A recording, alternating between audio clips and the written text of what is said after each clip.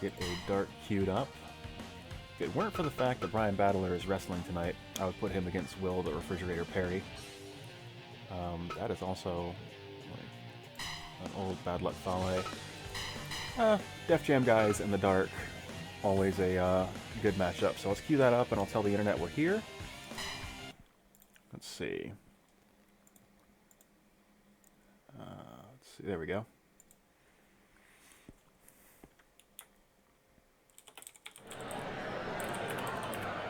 Hi.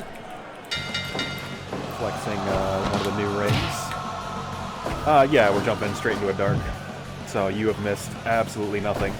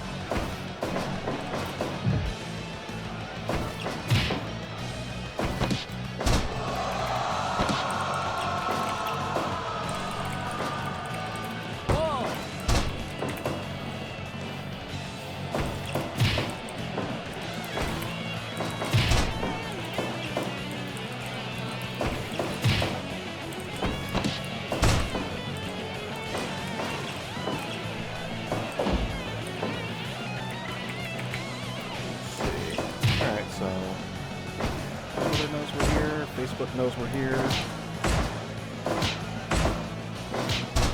Cool.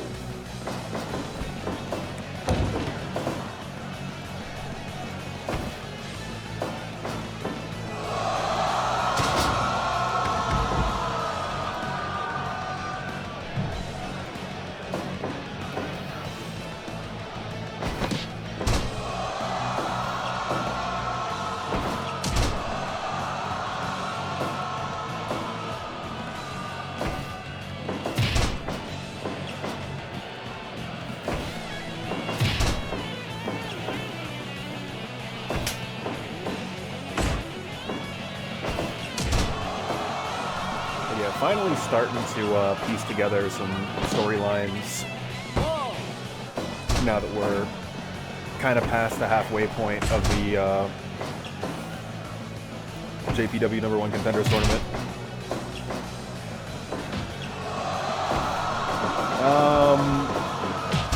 I feel like 10 seconds is excessive, but like if there's a point near the beginning of the song that you want to wait to like build up to,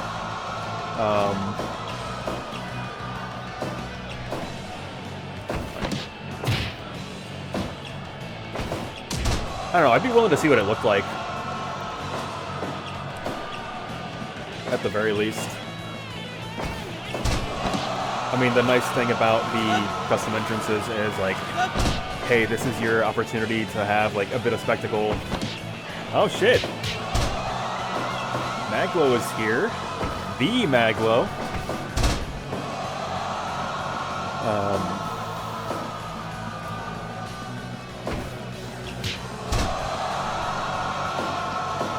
Yeah, I was telling GK a minute ago, if you scroll down on my Twitch page, like you are credited under 4 different aliases,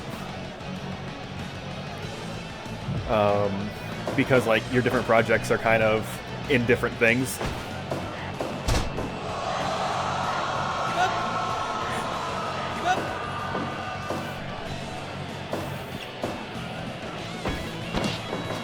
Which, by the way, if you have any issue with how you're being credited or you want me to point you at something in particular, please let me know. Because hey, I want to make sure, like, you're happy with how I'm using your music, that sort of thing. Alright, I'm cool with that. Also, James did some stuff earlier today, like the final, like, intro video, like, that's still a ways away. Partly because I have not gotten the clips that Jamel wants to use as the highlights to him yet. But James put something together that is really nice.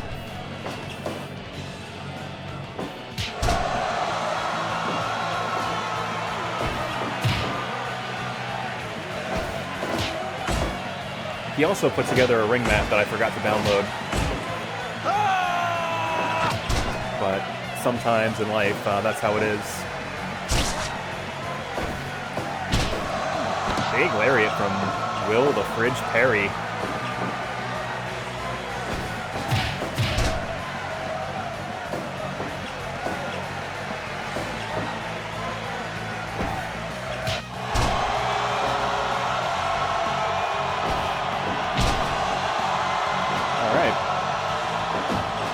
We haven't even officially started the show yet, and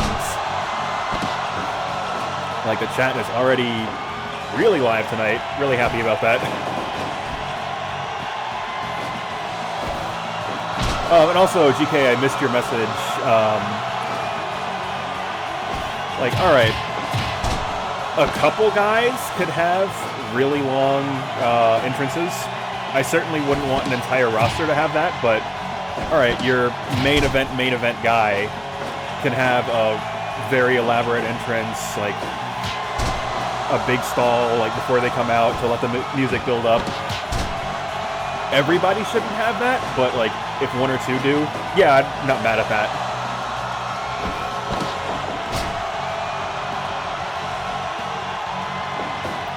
Like the Undertaker's entrance takes like a million years, but it is also the Undertaker.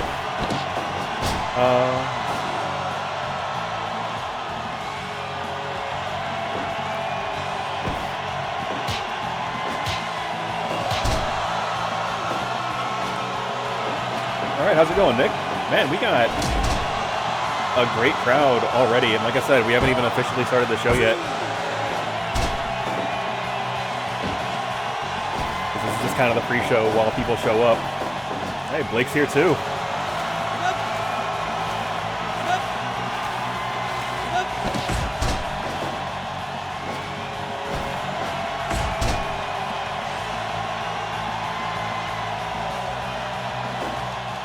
Oh, that's totally cool. Like,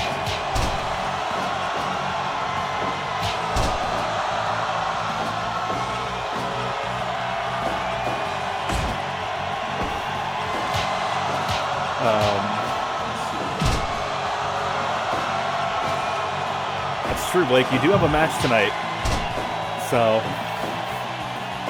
I don't know. You're gonna have to stop playing Grand Blue and get dressed up, get in your gear, get ready to fight. 2, 3.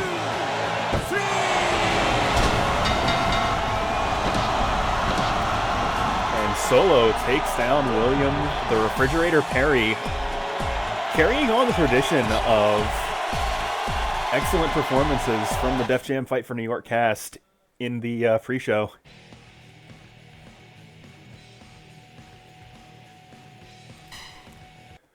But, yeah,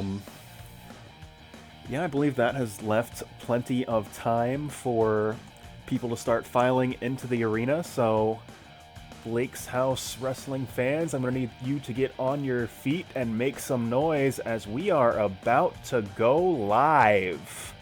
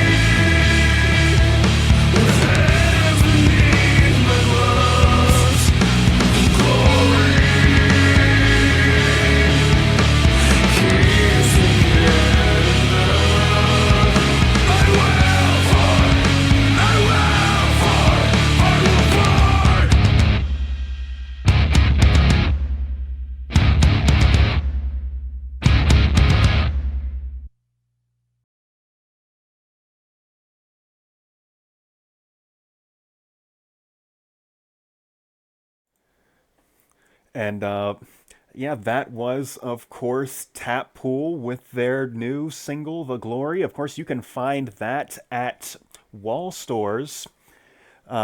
Certainly check up near you for Tap Pool's new album. But let's go ahead and start talking about tonight's show. Of course, there has been the Judgment Pro Wrestling #1 Contenders tournament that's been underway for the past 2 weeks. We are going into the semifinals tonight. And we'll be going ahead and cutting to the bracket a little bit later on. Additionally, of course, we have the Mag.Lo Open Challenge. That will be going on in the... or that will be near the top of the card tonight, but we have a special match for you guys tonight, and that is going to be tonight's main event. David Clement and Nock Voldo of Nick's Wrestling Organization going head-to-head. Nock Voldo got himself involved in David's match against Big Dick Nick Foles last week, and I believe these two men have something to settle. Of course, we've got a stacked card tonight as we are trying out a new format for the King of Fighters TV title, and we'll be getting some details to you guys a little bit later on tonight. And additionally, before we get into tonight's action, I've got one more piece of information for you guys. Of course, we ran some video packages about a month ago about Melv Bash 2000. I'll go ahead and run that video package one more time before starting tonight proper, but have it on good authority that Melv Bash 2000 will be starting in the very near future. Keep on the lookout of Mellifed and Blake's House Wrestling social media. We will get that information to you guys as soon as possible, but let's go ahead and run that video package just as a reminder of what the stakes are going to be for that event. So, I've been in touch with the office over at Mellifed. They're gearing up for their biggest tournament of the year, Melv Bash 2000. And I wanted to send one of our biggest and brightest competitors. Of course, you all know him from the Mag.Lo Open Challenge. Former Blake's House champion, Mag.Lo himself. Do you have anything you want to say to your prospective partners, prospective opponents in this upcoming tournament? Oh, goddamn thing to say to them. All right, Melv Bash, I'm coming for that ass. You understand me?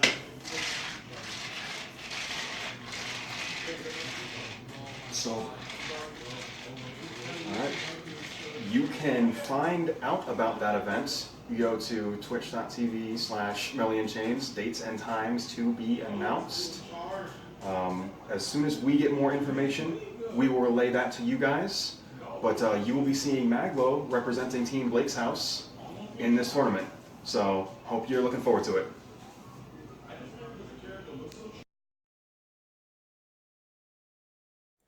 And hold on just a moment. Somebody's making their way to the ring. We're not officially set to have a match here. What's going on? I believe that's Mr. Adams and Mr. Smith of the firm. Let's see what exactly are on their minds here tonight.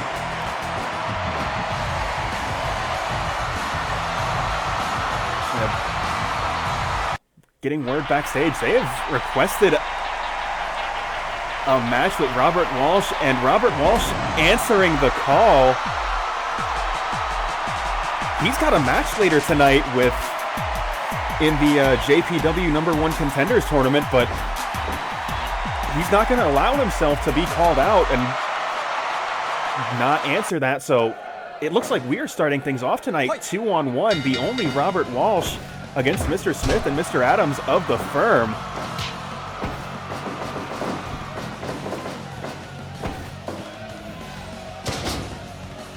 Robert getting a little bit of bad blood against the firm, just being entirely too aggressive in that first round JPW #1 Contenders tournament match. And Looks like Mr. Adams, Mr. Smith teaming up to teach Robert a lesson. And as I said, he has another match tonight. He's got absolutely no business going 2-on-1 against the Blake's House Wrestling Tag Team Champions. He seems to be holding his own thus far in this match. Wild shot connects to Mr. Smith.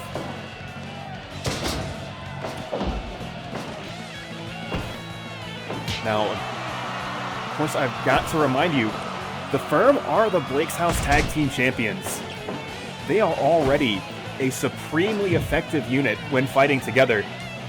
This 2-on-1 advantage is going to be just nearly insurmountable for Robert, but if nothing else, Robert has fighting spirit. We'll have to see just how far that takes him in this contest.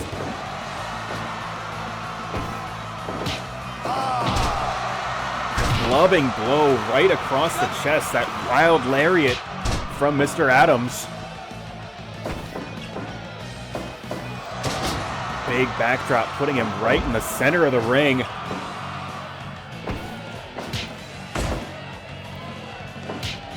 It is...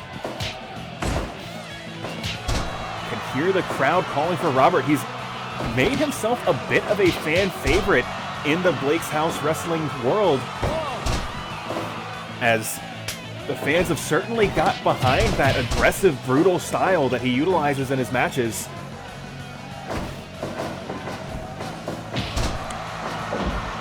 And Robert Walsh delivering a lariat of his own, trying to keep the fight as far away from that blue Gatorade corner as he possibly can, isolate both members of the Firm.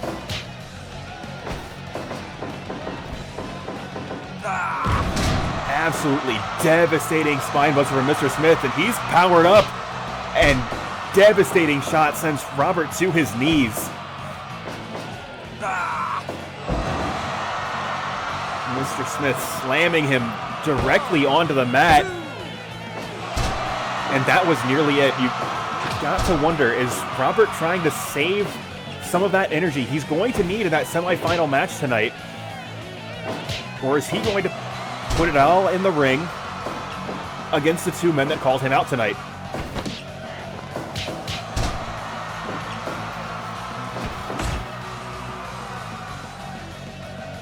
Mr. Smith picking his spots here, possibly waiting just a little bit too long, giving Robert an opportunity, and he has seized that with a devastating lariat right across the chest of Mr. Smith. But there's that numbers advantage working against Robert. Mr. Smith can just go back to his own corner, bring Mr. Adams into this match. Robert will not get a break over the course of this contest, and that very well may be the difference maker. He is going to have to take on the tag team champions by himself. He is shot into that blue Gatorade turnbuckle. He's trying to fight his way out of that corner. Shoots Mr. Adams to the outside. Mr. Smith will just take it easy on the apron. Mr. Adams has this as far as he's concerned, but Robert is certainly making that difficult for him. But once again, there's that expert tag team strategy, keeping the fight in your own corner, making it easy to tag in and out when necessary, and tagging out just right there. Robert a little bit distracted, but not allowing that numbers advantage to work against him,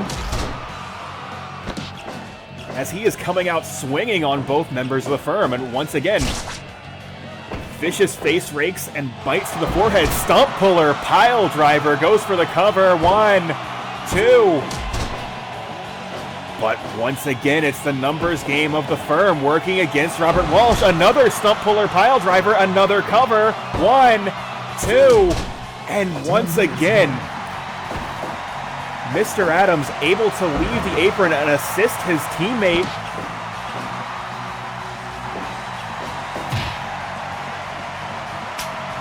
And after two of those devastating stump puller pile drivers, Mr. Smith wants out of this match and brings in a fresh Mr. Adams. Robert going up top, thinks better of it as he sees Mr. Adams scramble to his feet. Clubbing Glow into the corner, and a big boot just absolutely crushing the skull of the only Robert Walsh.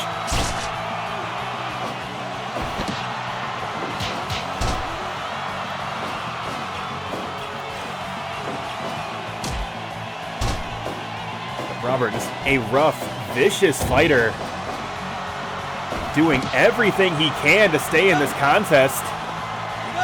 And Mr. Smith adding injury to insult by leaving the apron, taunting Robert, knowing that there's not going to be anybody to save him. Big diving elbow does not find its mark as Mr. Smith able to roll out of the way, goes for the cover. 1, 2, 3 count fall. And Robert Walsh, embarrassed by the firm.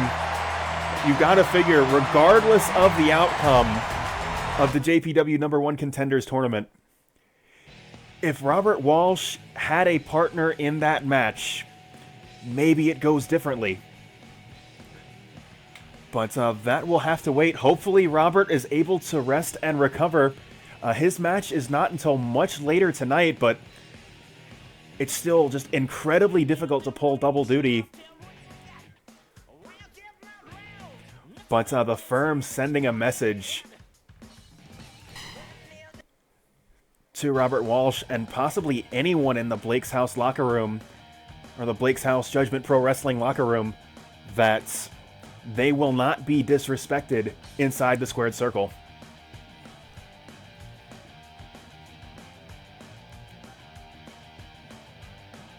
Let me see here. I just realized something here. GK, I am almost certain I did not get your other wrestler. Let me check that really quick. But I can, let's see.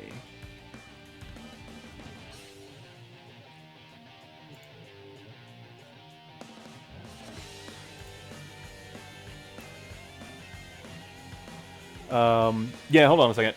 So your most recent upload, it's at least showing for me, is Drago Chernov, who I was planning on using tonight, but I don't see Cyborg as an item in the workshop.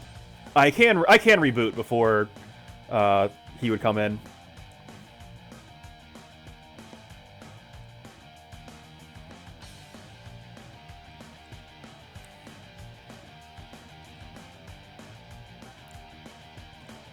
So what I would ask of you, can you make sure he is up in the workshop while I get the next match ready? Because the Battle Royal is a little bit later tonight, so we've got 10-15 minutes before it's really a worry that he needs to be in this game. Okay, so if that's the case, then I'm going to go ahead and get the next match prepared. While we figure out exactly where Judgment Pro Wrestling's latest competitor is. He has not yet gotten to the building, but if he can get in before the Mag.Lo Battle Royal, then we will certainly have him tonight. But let's go ahead and go SWA rules action.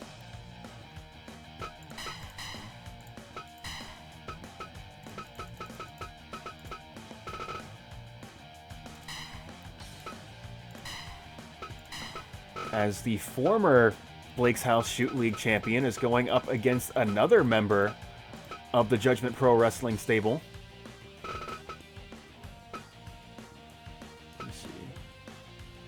And that is the Dragon, Drago Chernov. So let's go ahead and get into that match right now.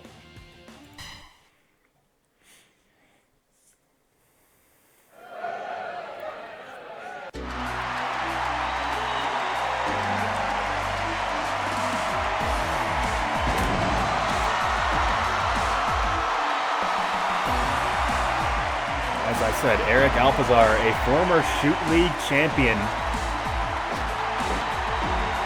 defeated Willem Ruska to become the first ever Blake's House Shoot League champion. An Olympic gold medalist at that, but right now he is going up against the Dragon, Drago Chernov, a heavyweight puncher with just absolutely devastating strikes. And we're going to have to see just how well Alpizar can handle himself.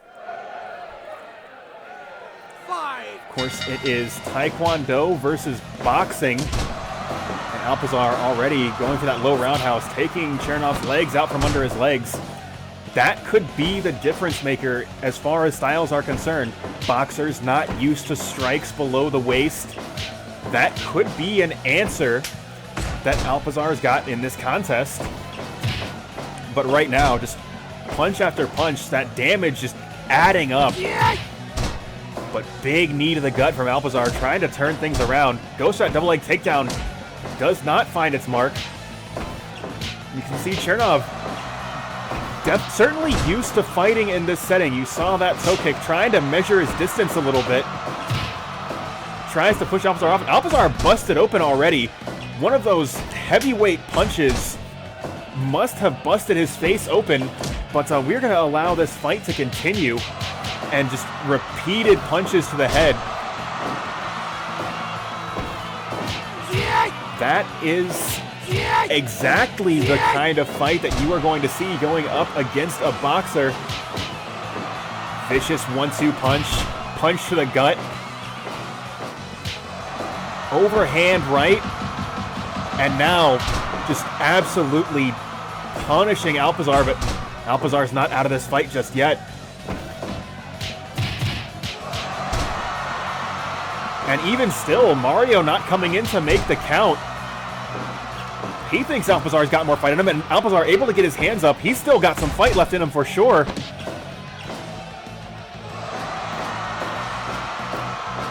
And the Dragon just putting on a little bit of show for the fans. He knows he's ahead in the points thus far in the match.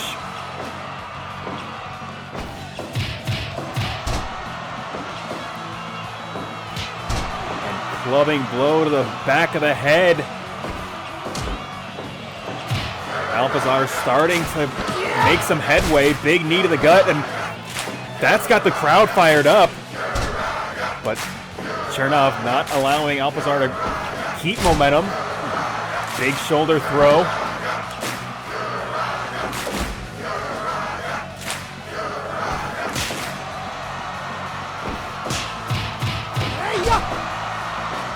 And there's those educated feet from Alpizar that you know he's got in the tank. But wild shot, just devastating haymaker. And Mario has started his count. There's that low roundhouse.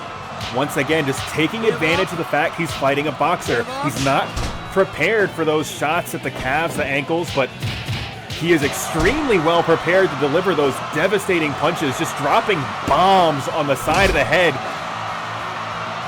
But an STO will drop Chernov to the mat. And now Chernov is dazed for the first time in this contest. 1, 2, but it doesn't seem to matter. 4, That heavyweight punch to the gut. Alpizar is down to 2 knockdowns. One more this round, and this match is over. And Alpizar seems to understand just how dire his situation is. He's not letting Chernov get any more offense in. But is it too little too late?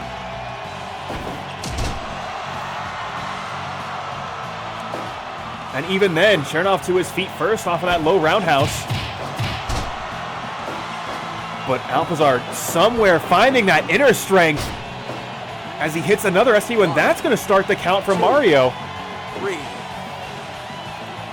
Possible momentum shift, but and now both men slugging it out here.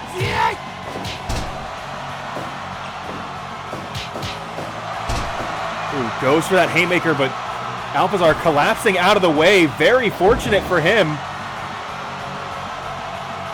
But you can tell just how much damage he's taken over the course of this contest, and that strike combination might be enough. No, Alpizar to his feet immediately.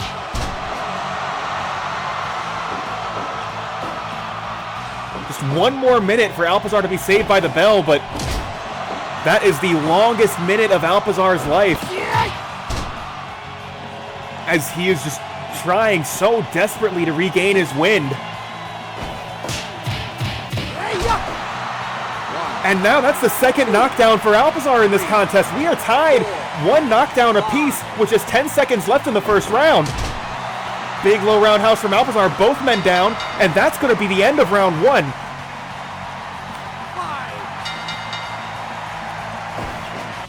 If you had to ask me what my scorecard said, I would probably give that first round to Chernov, but Alpizar made such a tremendous comeback at the tail end of that round. Chernov is certainly feeling the effects of those strikes. But so was Alpizar. He was knocked down twice in that first round, and it took him 8 seconds before he was able to get to his feet. And Chernov now using Alpizar's own signature hold against him, showing that he is not just a punching champion, he is a deadly pure striker. But Alpizar not going down to his own finishing hold, but he will go down to that punch directly into the gut. And Chernov bringing Alpizar to his feet. Just a show of respect as both men stand in the center of the ring. And that is one hell of a debut of Drago Chernov, taking out the former Shoot League champion in a barn burner of a contest.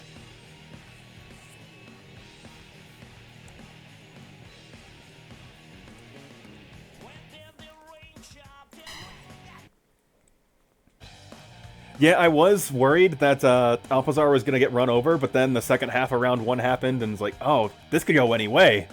That was just a fantastic match. Let me check GK, because I saw you loaded up Fire Pro World. Let me see.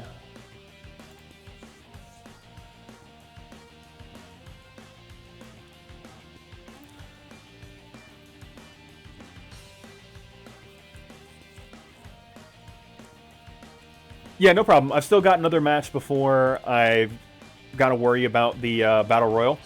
So, if that's the case, let's go ahead and jump into another match this evening. But, yeah, that is just a taste of what the MMA division of Blake's House Professional Wrestling has to offer. As Craig Tonga winning the championship off of Eric Alpizar. It's been quite a while since we've seen the Knicks Wrestling Organization MMA fighters, but if this is the kind of competition they are going to have to go against, it is going to be classic after classic surrounding that Shoot League championship. But actually, on the subject of Knicks Wrestling Organization competitors, we have got some interstable action going tonight, where we have got the Worzallas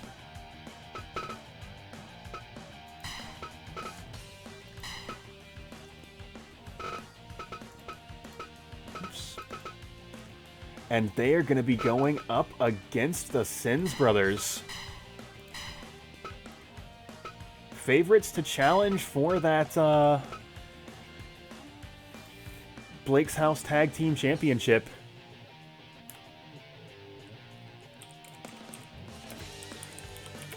And give me just a moment. I see that's changed the upload. Give me just a moment.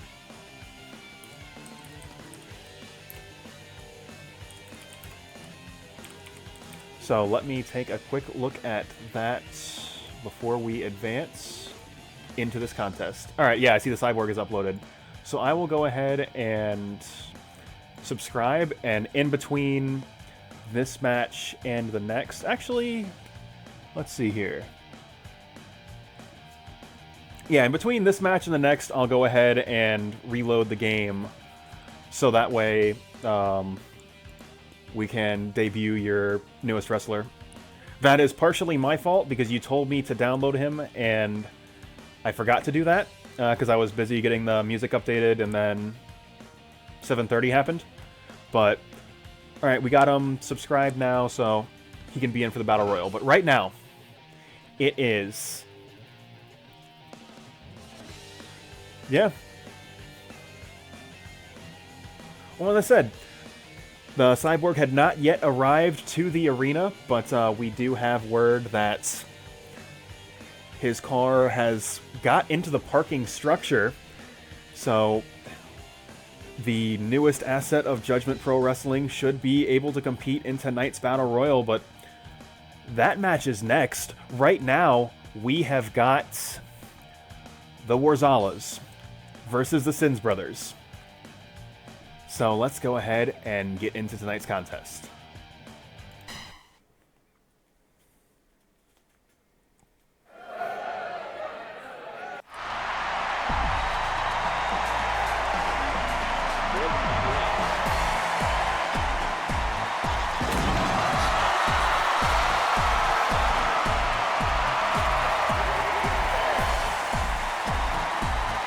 There they are, the Worzallas, husband and wife team of Blake's House Wrestling.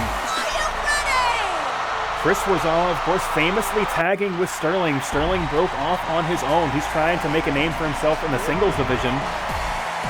And that made room for Christine to try to form a newer, stronger Worzallas tag team. They have to go up against the Sins Brothers.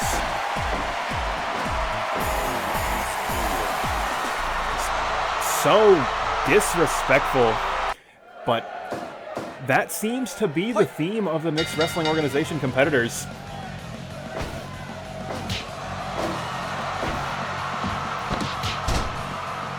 And James Sins, big left hand, Worzalla responding back with a headbutt.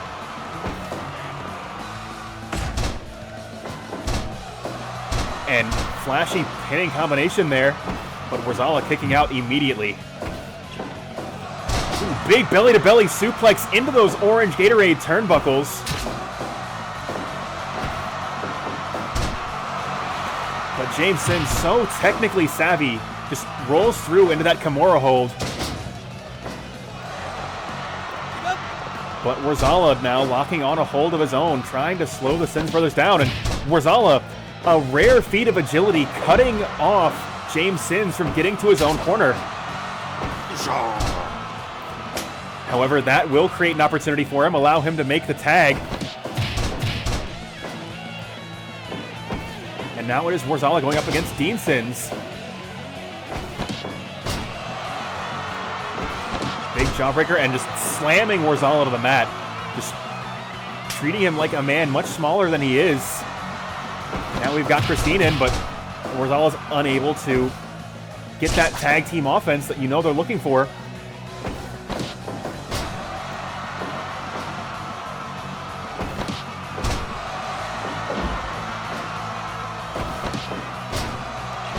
Big jawbreaker and into a roll-up, but Christine now kicking out before Harada's even able to get a 1 count.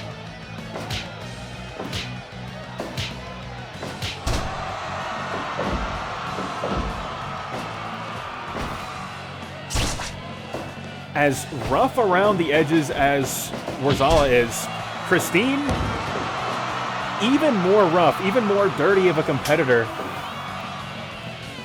But looks like we're going to have to put that on hold as both aprons are cleared out. Worzalla possibly setting up for that patented Worzalla elbow, but James Sins to his feet, just too quick for him.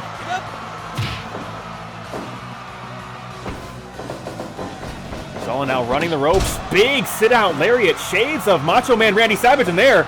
Oh, once again, going for that patented Worzalla elbow drop, but James Sins has it scouted. Certainly somebody looking to, and there it is, just burying that elbow right into the heart of James Sins. That elbow drop so extremely devastating.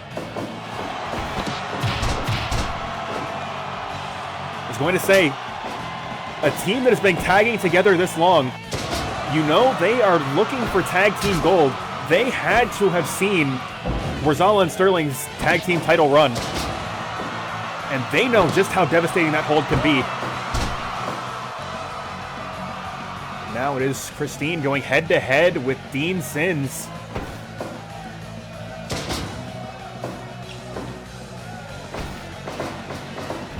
Shutting Dean into the corner, just buries that knee right into the stomach. Possibly trying to soften that midsection up for that patented Worzallas elbow. Christine's got one of those too. Big punch to the back of the head. And that's going to send Dean back into his own corner.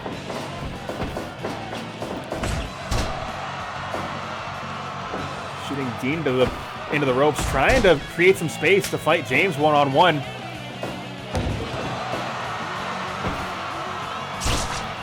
And it is once again Chris Worzallas, belly-to-belly suplex. Worzallas winding up for that Worzallas elbow. Runs the ropes, doesn't quite find it, but does find that tackle. Saw Dean, despite not being totally aware of where he was in the match, he knew he had to get to his feet. He knew he had to avoid that Worzallas elbow drop. Hold on just a minute here. STO and suplex planting Worzallas onto the back of his head. And that's going to send Chris Worzallas back to his own corner. And now tag team offense, sandwich lariat, crushing the skull of Dean Sins.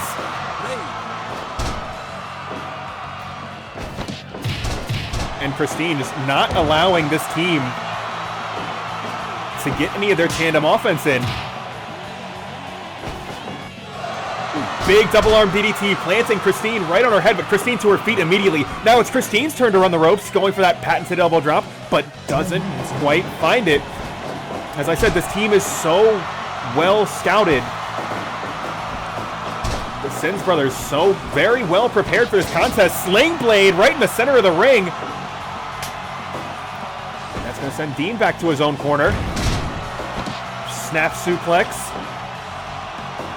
And now James starting to work the leg of Christine, trying to take that vertical base away from her.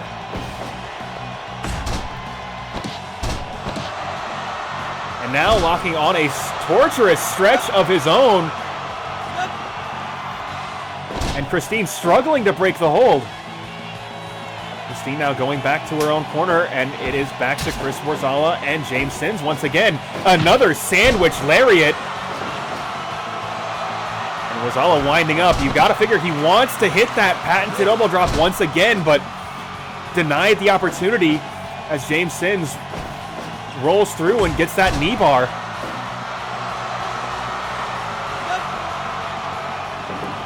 And Worzallas now just getting stretched out in the ring.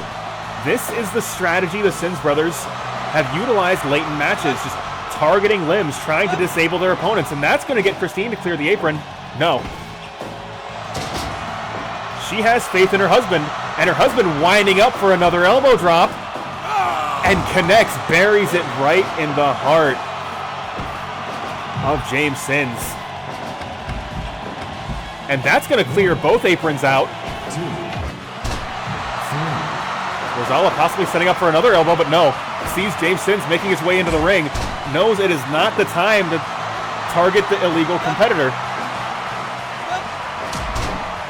Christine able to make the save and hits a big bulldog onto Dean Sins as well.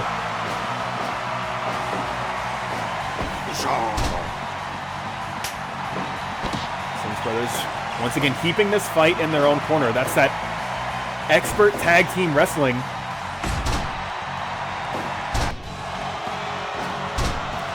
Now it's Dean Sins just working the leg of Worzallas, just trying to take him apart. But Worzallas now delivering those 100 hands to the chest of Dean Sins. And now the Worzallas 2-on-1 in the ring.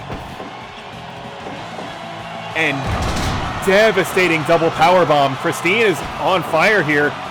But Dean Sins looking to extinguish the flame and does so with that arm breaker.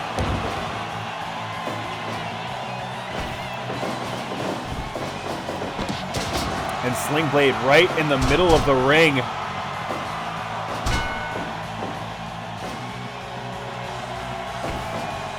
can see, the Sims brothers just keeping this match in plain view of that orange Gatorade turnbuckle. Big sit-out facebuster. And a low blow from Christine. Christine is on fire. Standing guillotine.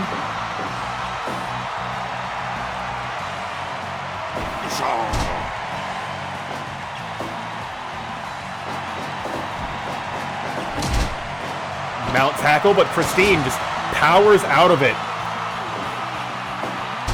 Christine making it so difficult for the Sims brothers to really get an advantageous position. There's a choke. That is an illegal chokehold. Worzallas now leaving the apron, but so is Dean Sims. Worzallas able to break the hold.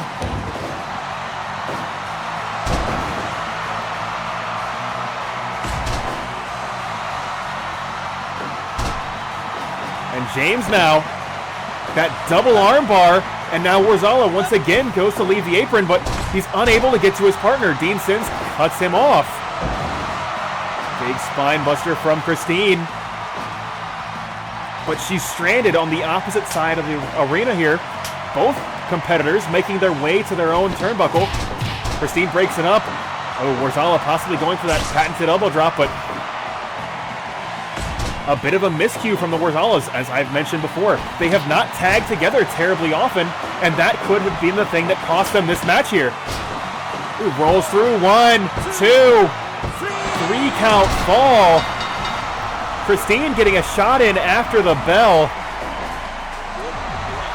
But that victory will go to the more seasoned tag team veterans.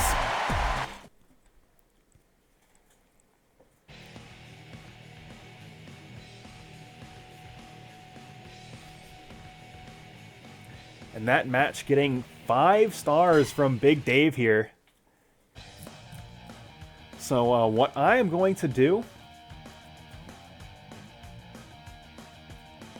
is, Shinjo, appreciate you stopping in. I'm going to rerun the Melv Bash clip while I reload the game, so that way GK's wrestler that he wants in the Battle Royal is able to be in the Battle Royal. So let me go ahead and cut back to that video package as I queue up the next match.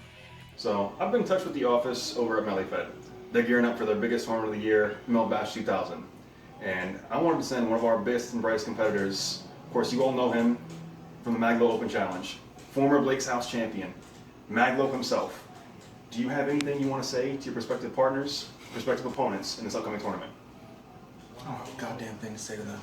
All right, Melv Bash, I'm coming for that ass. You understand me?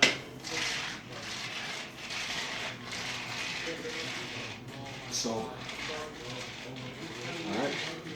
You can find out about that event. You go to twitch.tv/MellyandChains, dates and times to be announced. As soon as we get more information, we will relay that to you guys. But you will be seeing Mag.Lo representing Team Blake's House in this tournament. So, hope you're looking forward to it.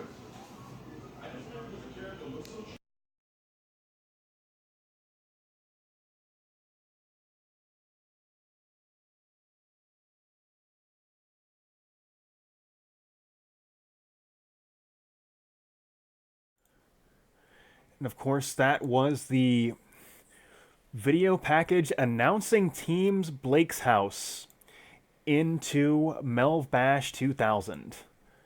Let's go ahead and get a look at some of the other teams that are going to be participating in Melv Bash 2000 as I continue to stall for time.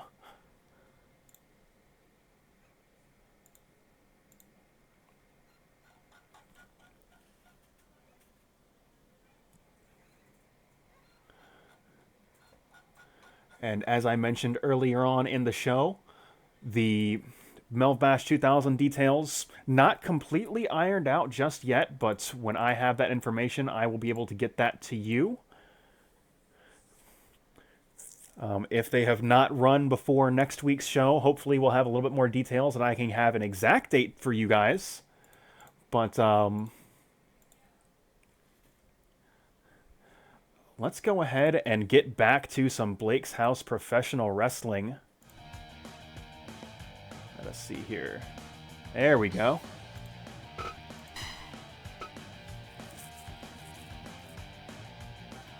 All right, cool. Appreciate it, Nick. So let's go ahead and... So we have the latest competitor from the Judgment Pro Wrestling stable finally made his way into the arena, and just in time for the Mag.Lo Battle Royal. But there are 7 more names we are going to need to fill this out. And just as a secondary heads up, the KOF TV title is going to be a slightly different format tonight, so this is going to be your opportunity to get competitors in. You can certainly get Timmy Throws in there. This is going to be your singular opportunity to get individual wrestlers in, because we're going to try out the new format of people can suggest entire teams for the KOF TV title, and they will be put into a queue. I can certainly get 0 in this match here.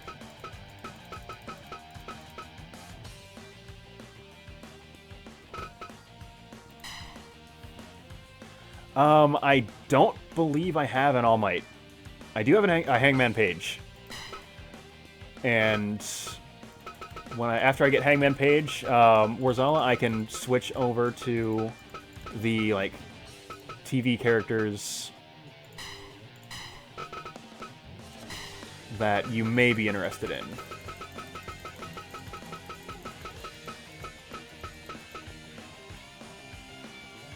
I do have a DDP, so I can certainly do that next.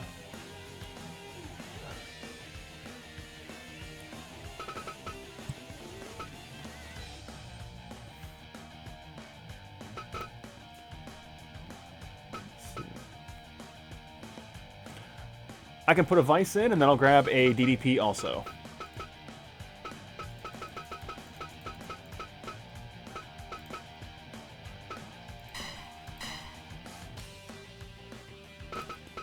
Alright, Worzallas wants Godzilla.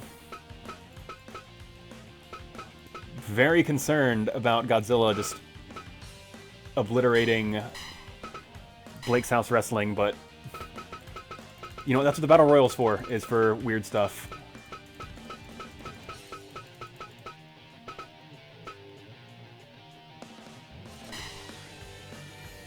So we do have one more slot for the Battle Royal tonight.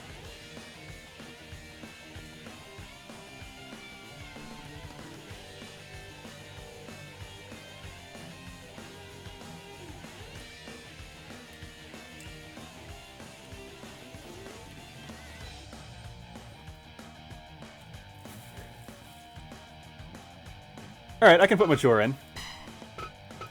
We can put Iori's 2 moms in the Battle Royal.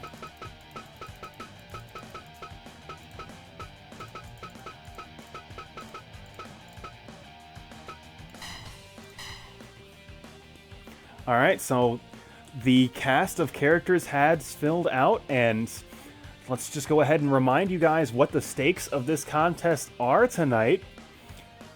This is the Battle Royal for the right to face Mag.Lo in the Mag.Lo Open Challenge this evening. So let's not waste any more time. Let's go ahead and get right into this match.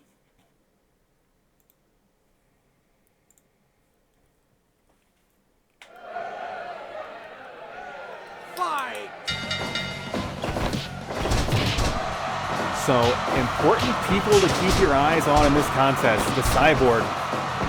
He's a man that the Judgment Pro Wrestling office has been in my ear over the course of tonight's show, making sure he's got a spot on the card. Very narrowly made it to the building in time for this contest. You can see those glowing red eyes of the Cyborg. Just a absolutely frightening competitor. But, as well, let's take a moment to appreciate the king of the monsters himself, Godzilla, in this contest. Godzilla, of course, defeating COLBY on his Japanese excursion. We have not seen him on Blake's House television since then. You've got to figure the King of the Monsters is the favorite to win this contest. You can see the Cyborg just striking like the absolute machine that he is. You see Timmy Throws, the masked wrestler of Nick's wrestling organization, going after the Cyborg. Someone has been busted open, and it looks like it's Zero Lopez. Difficult to tell exactly when that would have occurred. It is just absolute pandemonium in the ring right now. It looks like Vice is going head-to-head with the King of the Monsters, and she seems to be handling her own just fine. As Mature just slugging it out with the Hangman.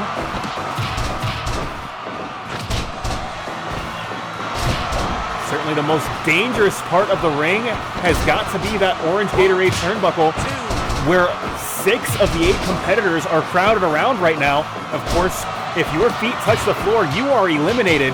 So the closer you are to the ropes, the closer you are to elimination. Zero step up Insaguri after using his own magic, possibly learning from Nock Voldo. We've seen that used several times on Blake's House television. The toolkit of Zero Lopez, so impressive. There is not a style or strategy that he does not seem comfortable using. Despite that, however, he has only had mixed success in a Blake's House wrestling ring. Ooh, absolutely devastating head drop from the Cyborg, just crushing Hangman Page. He goes for a lariat, but doesn't quite find its mark in the chaos. As Vice once again taking it to the King of the Monsters.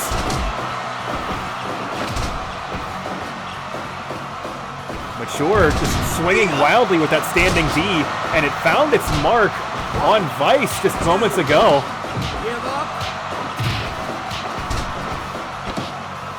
Big STO and suplex from Mature and the King of the Monsters, Godzilla, and now Godzilla just using that giant bite. 1, 2, 3, 4. It looks like Timmy Throws applying illegal leverage here as he hits that gut wrench suplex so close to the outside. And it looks like the first elimination, Diamond Dallas Page, is out of this contest. Big 450 splash from Zero Lopez. 1, 2. Now Cyborg trying to get a pinfall elimination here, only gets 2. Give up. Ooh, Zero Give up. unable to connect with that diving elbow as Vice had pulled his opponent out of the way. 2. Hangman Page dazed, goes for the dive kick, and once again does not find its mark. There's just too much chaos in that part of the ring. Mature possibly in the most fortuitous position, so far away from the action. Big rolling chop to Godzilla, King of the Monsters.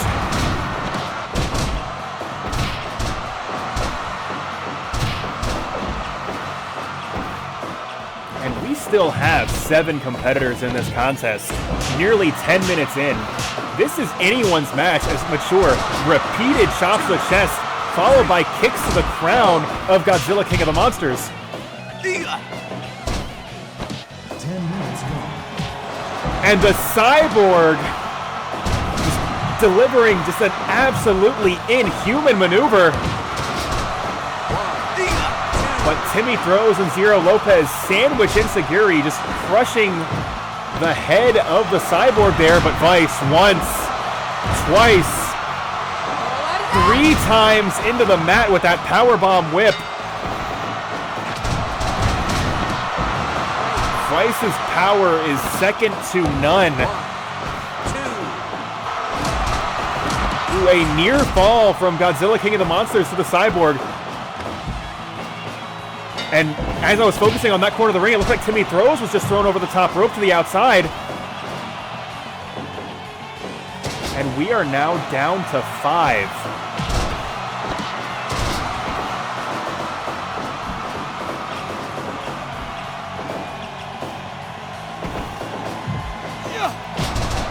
Big insecurity. And yeah, the Cyborg just rolling fisherman suplexes and drop kicking right into the jaw of Vice. Ooh, whatever Hangman Page had planned for Zero Lopez was unable to hit its mark as Godzilla King of the Monsters saw fit to intervene. And just like that, Vice, as I said, her power second to none, throwing Godzilla King of the Monsters over the top rope to the outside. Devastating tackle from Vice as Zero Lopez gets a pinfall elimination on Hangman Adam Page. And rolling fisherman suplex once, twice, 3 times into the mat from the Cyborg, and he's still got gas in the tank.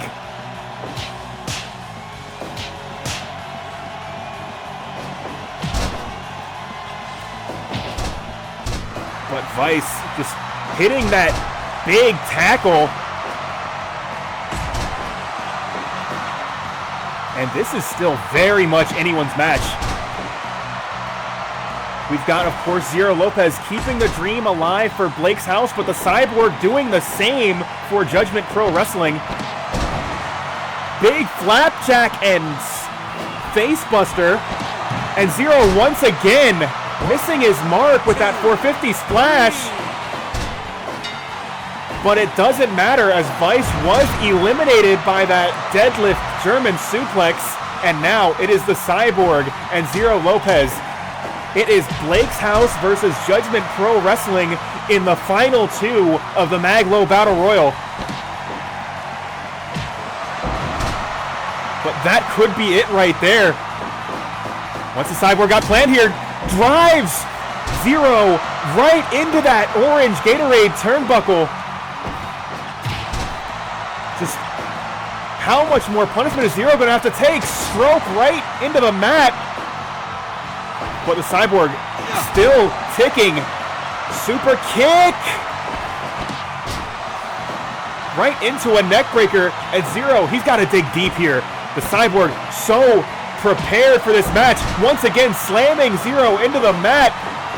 Runs the ropes and drop kick to the side of the head. But now it's Zero's turn to get to his feet after those devastating maneuvers.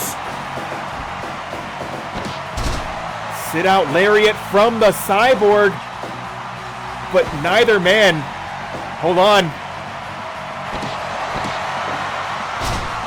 That could be it. 1, 2, 3 count fall. As the Cyborg in his debut, just in an absolute slugfest, taking out Zero Lopez in the final 2.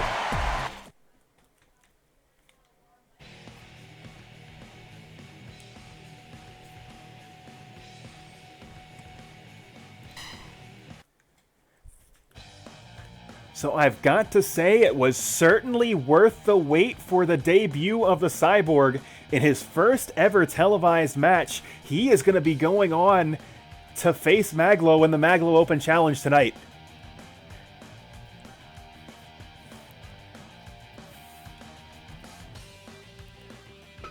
But we have still got a lot more wrestling for you guys tonight. So I did mention earlier about Sterling trying to break off and find his way as a single. And we are going to follow that journey as Sterling will be taking on the Ramonster, Ramon, in singles action. Ramon is someone we have not seen on Blake's House TV in quite a while. He had an absolute knockdown drag-out contest against the Rapture, but Ramon taking a bit of a break. This will be his first match on TV in quite some time. Sterling's got all the momentum on his side. We are going to have to see just who comes out on top in this contest.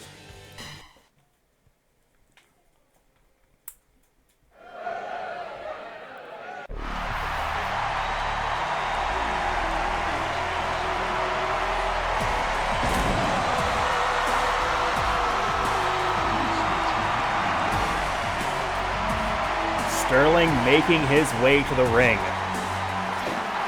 I know I've said several times tonight, talked about the rough, violent fighting style. Well, Sterling certainly exemplifies that.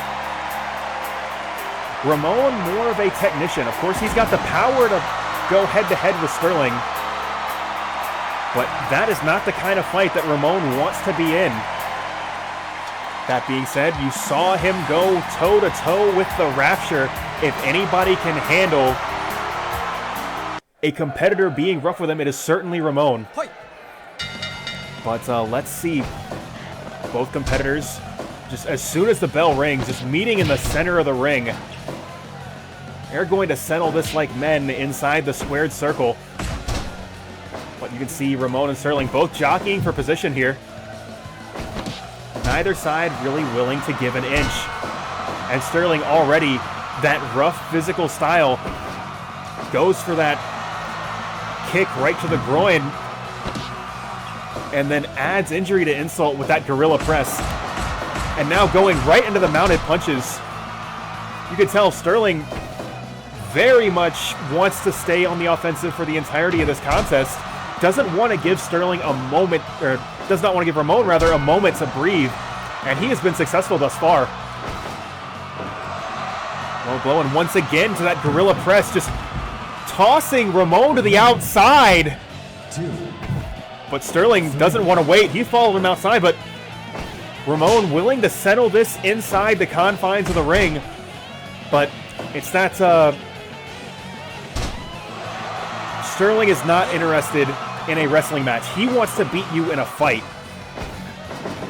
And the sooner Ramon is aware of that, the better off he will be in this contest. But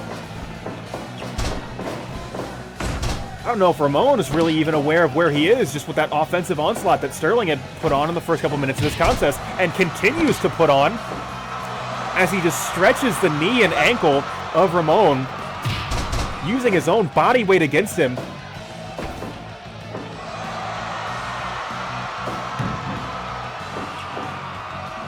And Ramon, already dazed, tries to pick the leg, unable to do so. But Sterling finds his mark with that shoulder block.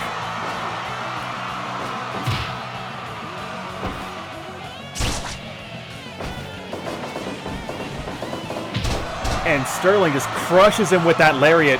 Ramon is in trouble, but no, rolls out of the way of that falling fist. That could be the momentum shift that Ramon needs. As he starts to pound away at Sterling, and Ramon still on his feet after that strike exchange. As I said, that could certainly be the change of momentum he needed. 5 minutes gone.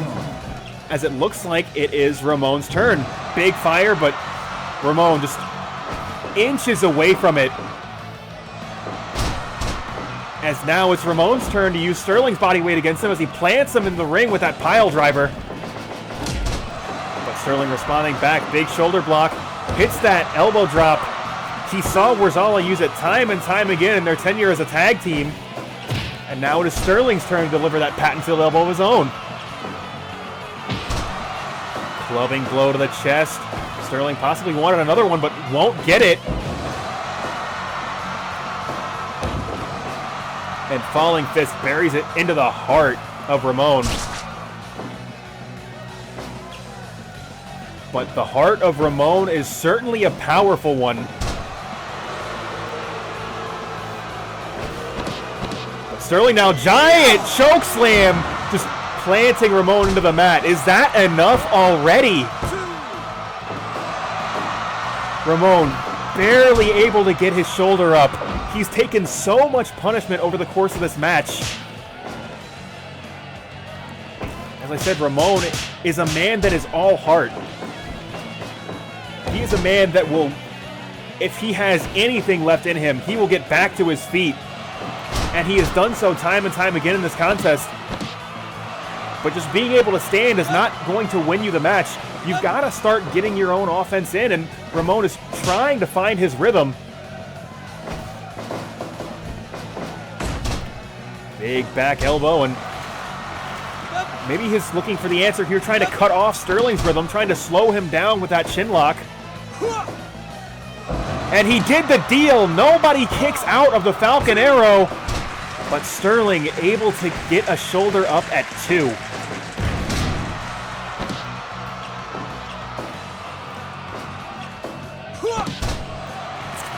Knee bar seemingly out of nowhere. Sterling clearly unprepared for it. But despite that, Sterling able to power out of the hold, and once again another devastating lariat.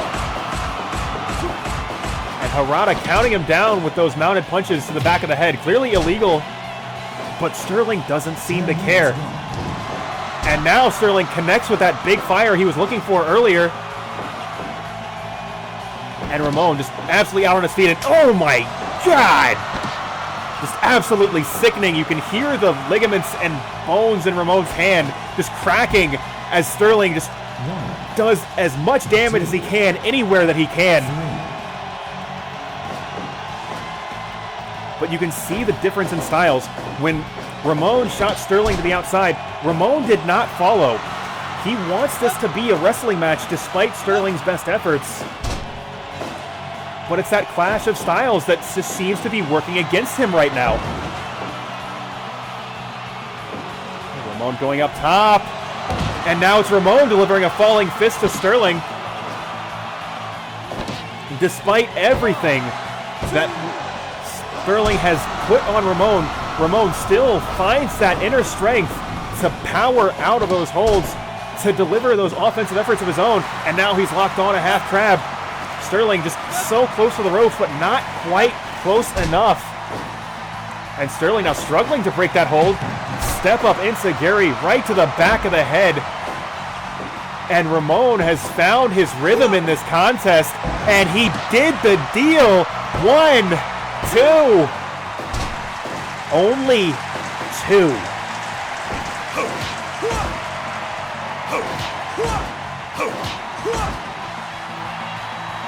Sterling roaring lariat, but Ramon dropkick. X marks the spot right in the chest of Sterling.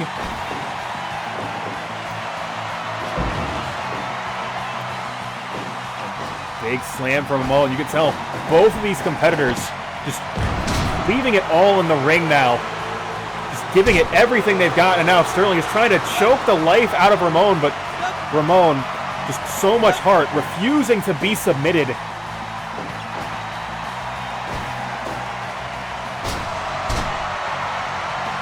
And you can see the frustration on Sterling's face. He's not really sure how he wants to approach Ramon. He's hit him with everything he's had, and Ramon, maybe he hasn't had answers, but it doesn't seem to be effective. Ramon just keeps getting back up. And Sterling now swinging wildly with that lariat, does not find its mark.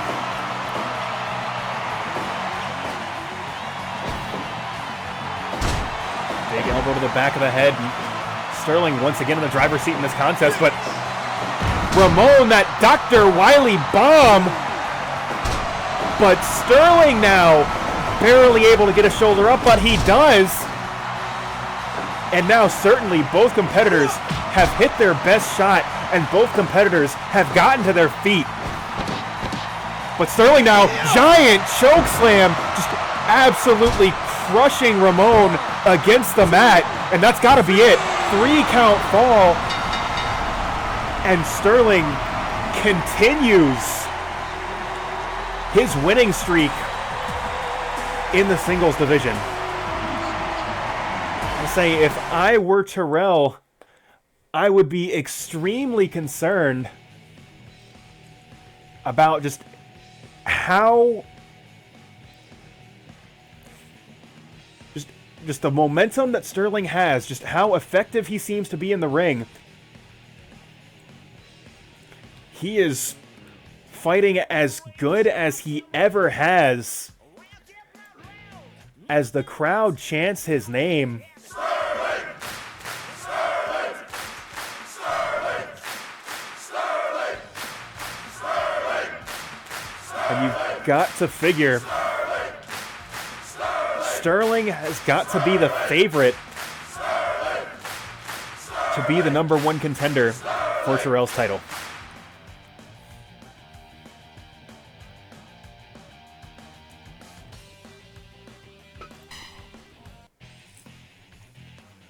But we have done a lot tonight, and we haven't even checked in on the Judgment Pro Wrestling #1 Contenders Tournament. I said we were going to get to that bracket tonight.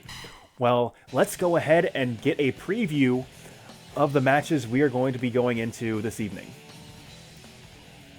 Of course, if you saw last week, D-Mob absolutely embarrassing the aerial assassin in it that is Will Ospreay, going up against Josh Pearlman, one of the few men in recent memory to have beaten Sterling one-on-one, then went on to defeat Jordan one-on-one.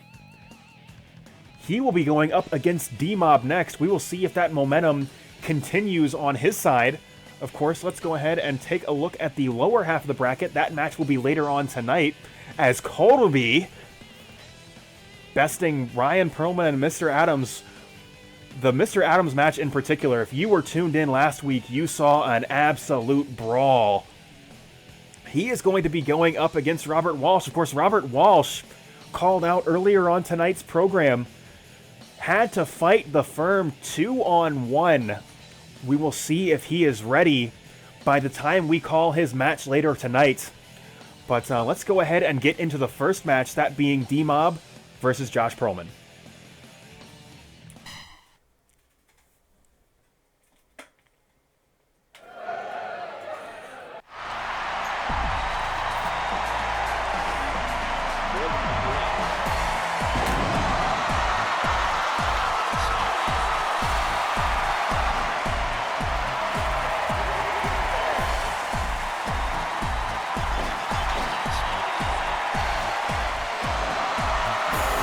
Mentioned several times, D-Mob, almost honorary Judgment Pro Wrestling, as he has a business relationship that has been fairly successful with JPW boss JB3.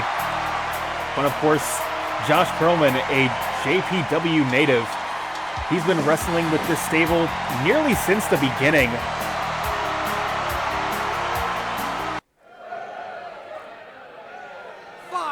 So while this is very nearly JPW versus JPW, you've got to figure, well, actually no. Maybe it's better to speculate exactly where JB3's loyalties lie here. Is it with your home promotion man in Josh Pearlman? Or is it with your close personal friend D-Mob? I suppose it doesn't really matter either way, as that is going to be a victory for his interests specifically. But right now, Josh Pearlman standing alone in the center of the ring, but D-Mob, oh my god, just going right in at the start of this contest with that running powerbomb and getting a 2 count less than 2 minutes into this match.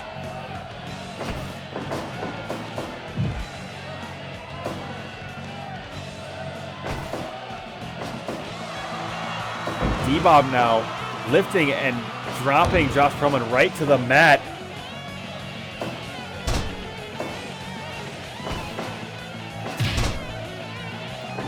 Just showcasing that disparity in power. He is the larger competitor and certainly the more powerful, just in terms of ability to lift and drop somebody. But that is that power versus agility, like where those two styles tend to clash. But this time, power seems to win out as that triple power bomb whipping Pearlman right into the mat. And that nearly getting a pinfall victory already. So very close. You gotta figure Josh, he knows how close he was to losing this tournament. And he knows how badly he wants a shot at the JPW title. But D-Mob just making that so very difficult.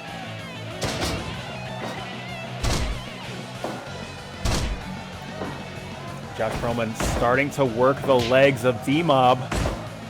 Just trying to pick a body part wherever he is able to, just to slow this man down, because aside from that opening exchange, it has been all D-Mob over the course of this contest.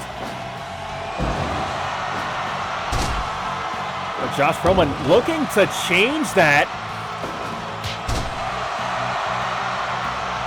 Because up until that hard shot from D-Mob, Pearlman had quite a string of offensive maneuvers put together.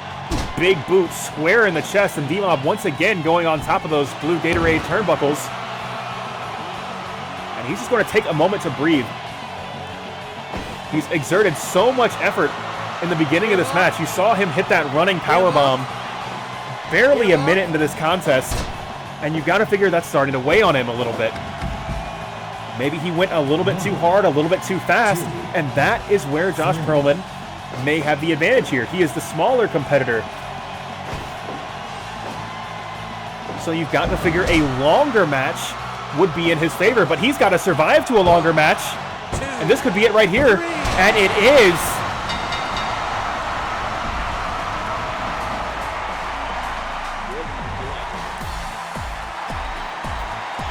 As D-Mob advances to the final, and as I said before that match, regardless of who wins, it is a win for JB3 specifically. Of course, you've got to want to pull for your home promotion man in Josh Pearlman, but your close personal friend and business partner D-Mob winning and advancing to the finals certainly cannot hurt his own interests.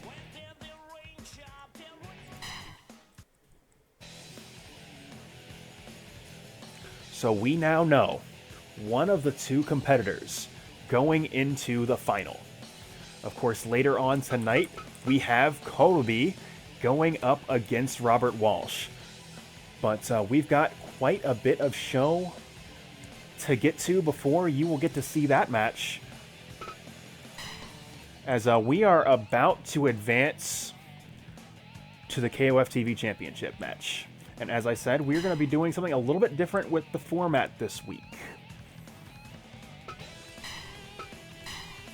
Where previously it was decided by audience participation. Well, there's not really a good way to lead into this segment.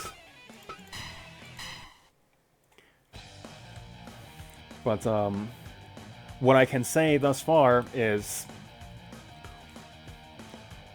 we have listened to your feedback and are looking to make some changes to the KOF TV Championship format.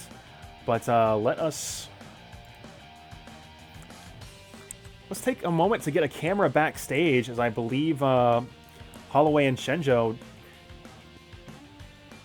have something to discuss as we go into this contest. So, what is this booking lately? Like, you dropped the belt to Terrell, and where has he been? I don't know. Maybe hookers and drugs. I mean, that doesn't sound like Terrell, but, like, you haven't had a chance to challenge for it. You haven't even been on TV lately, have you? I haven't even gotten no salty run back. Everybody knows I gotta have one of those. Terrell took the points and ran. We haven't even seen him. Like, nobody's challenged him. He got his belt and left, like, undefeated. Yeah. It's just gone. Like, I'm stuck fighting through the mid-card week after week, 2 weeks in a row. 2 weeks. Battle Royale, eliminated by some outside talent that just ended up getting bopped by Mag.Lo anyway. Like, that could be me. I don't know, this shit's fixed. And then fucking Blake. Like, Blake put so much money to get this promotion off the ground. He hasn't been on TV in like a month. I mean, rip his money, rip his time. I talked to him earlier, and if you're on board, KOF TV Trios title. Fuck him. Let's fucking go.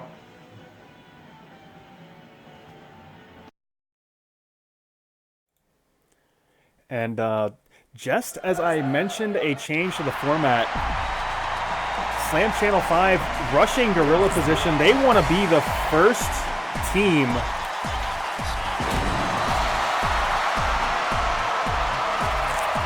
to challenge in this new format.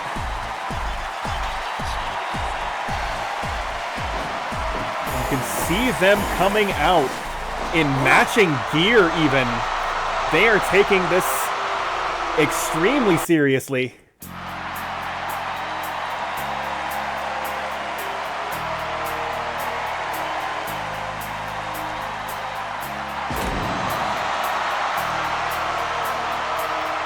But they are going up against the now 3 weeks defending KOF TV champions in the American sports team with 2 Bryan Battlers. Fight.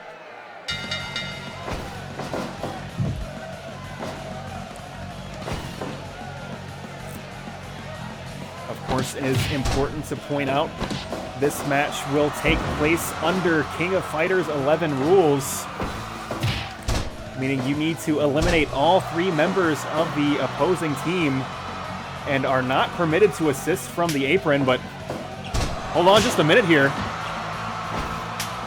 Somebody get down there. Ask Harada to restore order to this match, as that was certainly illegal assistance from the illegal competitor.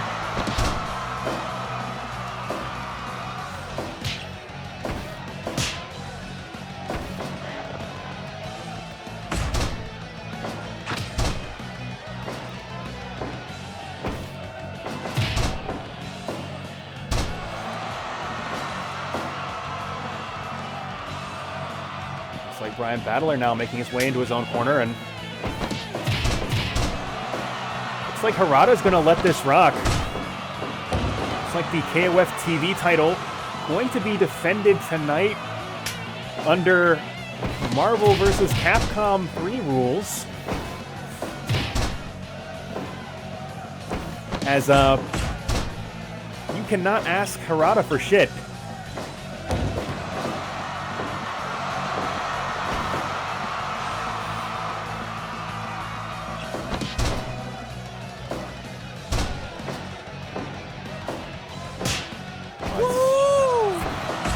Back switch from Lucky.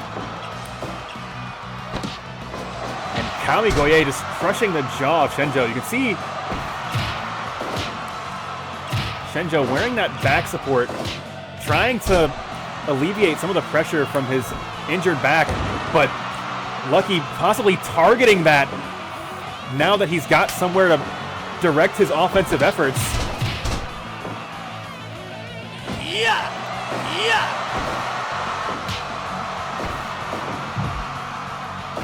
And what I will say about this Slam Channel 5 team, they are keeping the fight in their own corner, and that's something you have got to do when fighting as a tag team. 5 minutes gone. High and low, the American sports team hitting with the unblockable. This is the sort of offense that we have not gotten to see. As the last several weeks this title was defended, it was defended under KOF 11 rules. But it looks like both teams are willing to fight on despite Harada's change in enforcement.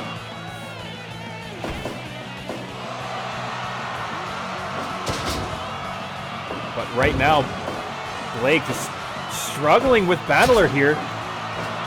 Thumb to the eyes and chop to the chest, but Battler still in control.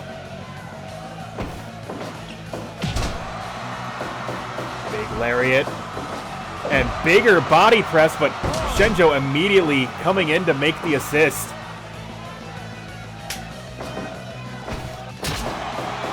Big thumb to the eyes from Blake here. Once again, Blake dragging through leg whip, trying to take those long limbs away from Lucky. He connects with a Rana of his own, and now once again going back into his own corner, bringing Shenjo into this contest, but Lucky just not allowing that double team offense, but this time it will connect. Double power bomb from Shenjo and money Blake Cabus, as Shenjo just works the knee of Lucky, continuing to target those long limbs of his.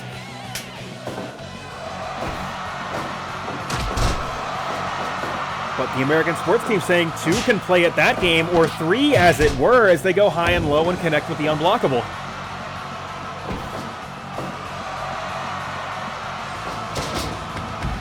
Shenjo dumped to the outside, and that's going to clear out both aprons.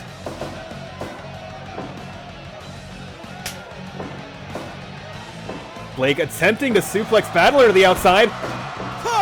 High and low, and this time it is Battler going to be hit with the unblockable by the tandem of Blake and Shenjo.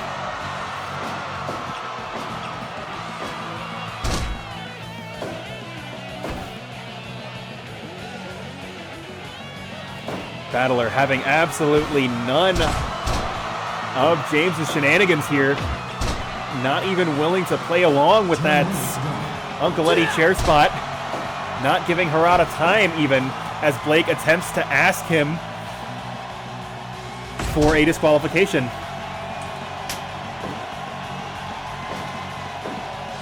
But Harada, in typical Harada fashion, just refuses to allow himself to be asked for much of anything. But right now, Battler repeated clubbing blows into the stomach.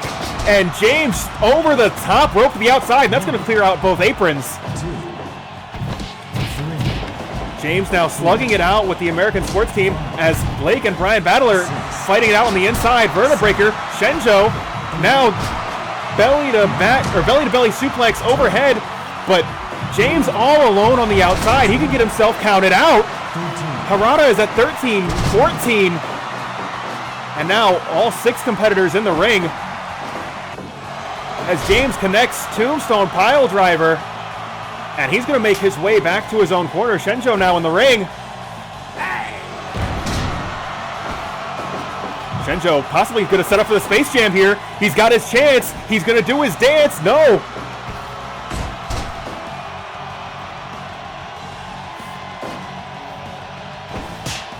And both competitors now just slugging it out in that blue Gatorade corner. But that's going to allow Battler to get back to his own corner. And double powerbomb right on the logo in the center of the ring.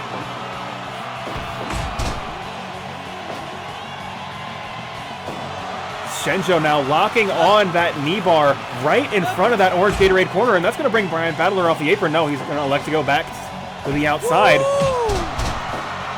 As a big wheel kick just plants Shenjo into the mat.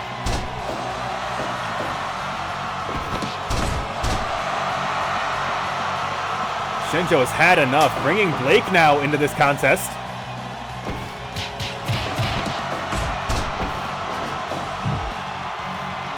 But Lucky seems to be in control. Big wheel kick in the corner. Lucky now going up top. And jumping B off the top rope. But Blake responding back with a Pele kick. And just continues to stomp him out. Twisting complete shot. Now he's got his back. Backstabber just crushing his spine with his knees there. Goes for the cover. 1, 2, 3 count fall. The first elimination will be going to Slam Channel 5. Sunset flip powerbomb. 1, 2. Only 2. And Blake just locks on the armbar. And it is chaos in the ring here. Brian Battler swinging wildly with that big boot. Doesn't find its mark. He's trying to bring this fight back to his own corner. Trying as best as he can to get this blue Gatorade team away from their own corner here. But Shenjo, once again, just locking on that knee bar, but Battler able to break the hold. Running the ropes and devastating spear, trying to tear Shenjo in half, and Battler's getting fired up. But big power slam from Shenjo, but it is not enough to put him away. Big Pele kick from Blake. That's going to buy some time for Shenjo to get to his feet, and he gets to his feet first. And Shenjo screwdriver planting Battler's neck right into the mat. Goes for the cover. 1, 2. But it's still not enough. This man still has some fight left in him. Shenjo possibly setting up for another screwdriver. Battler now going back to his own corner, bringing Brian Battler into this contest. Shenjo doing the same, bringing Blake in. Battler not allowing that tandem offense to happen. But whether you allow it to or not, it is all Brian Battler right now. But Blake just not allowing his opponent to take his back. Going to that Pele kick. It seems to be a very reliable maneuver for him to go to here. Ooh, possibly setting up for something in the corner, but Battler once again just not allowing Blake to keep up that offensive momentum. Spears Blake right out of his shoes. 20 minutes gone.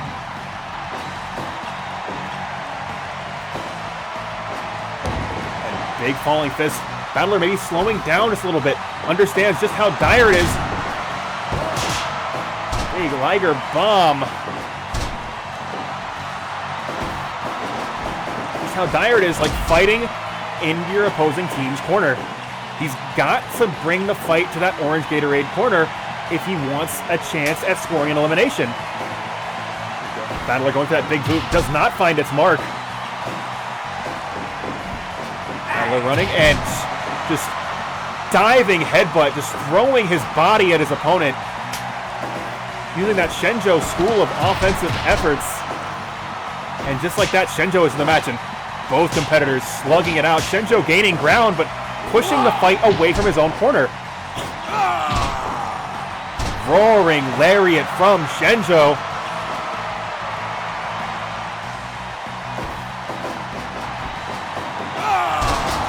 And belly-to-belly overhead suplex. Shenjo calling for the finish. But Battler fighting his way to his feet and not allowing Shenjo a chance to take him to the Space Jam. Shenjo possibly setting up for the screwdriver, but he's denied that as well. But right now, it is 2-on-1 on the inside. Step up Inseguri, just taking Battler's head off his shoulders, but despite that, Battler and Shenjo on the outside. Shenjo could potentially be counted out, but no, he does make his way into the ring.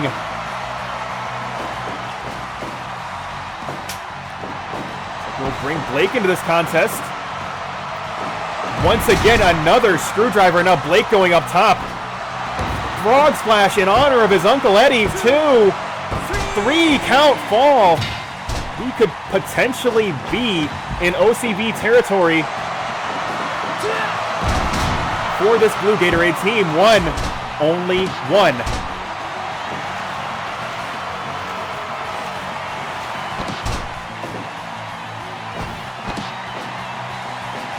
And Blake just crushing the stomach of Battler, but he's not done yet.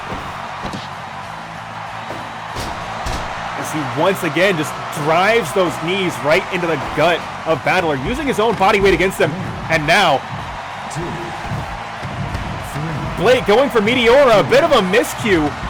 Blake has not tagged with Slam Channel 5 before this moment, so you've got to figure that working against him a little bit here. But right now, it is 3-on-1 on the outside. Battler could very easily find himself counted out. High and low, right in the unblockable, but Battler to his feet. 15, the count is at 16. But both Blake and Battler able to get into the ring. Rolls through, but Battler caught up in the ropes.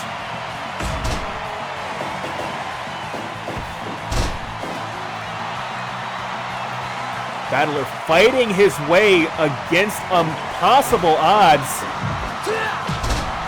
Dropkick square in the chest of Shenjo, but it's going to take a lot more than that to score an elimination, particularly this close to that Blue Gatorade corner.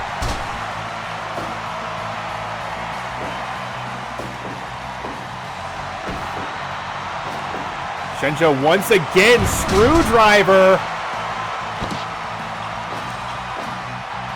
And goes for the cover. That's got to be it.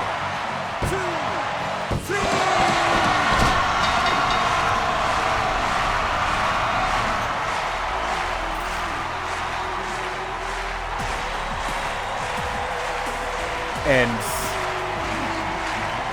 this new tag team defeating the American sports team for the KOF TV title.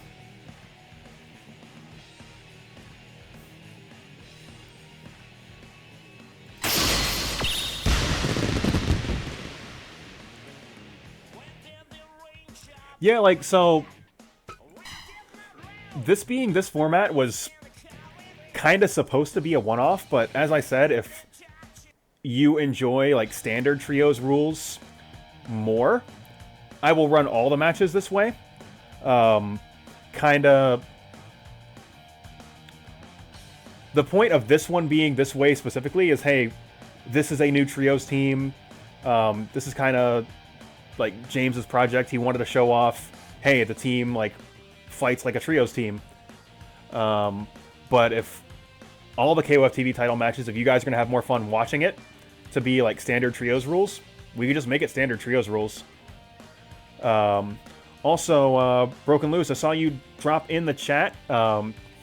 Be clear, I was not trying to ignore you showing up here. I just don't like to break character during the match. But appreciate you dropping by. The chat is just so extremely populated tonight, which I am extremely happy about. Particularly the way tonight's show has been going. We're just good match after good match after good match. Like, I'm happy this is the one you guys decided to all tune in at once for. But we have only got a few more matches tonight. So let us go ahead and gear up for the next one. A little bit unusual. The Mag.Lo Open Challenge, for several weeks out of the last couple weeks, closed out the show. But of course, the main event spot tonight is reserved for a grudge match. David Clement against Nock Voldo. And of course, we do have one more match in the JPW #1 Contenders tournament. So let us go ahead and get into the Mag.Lo Open Challenge.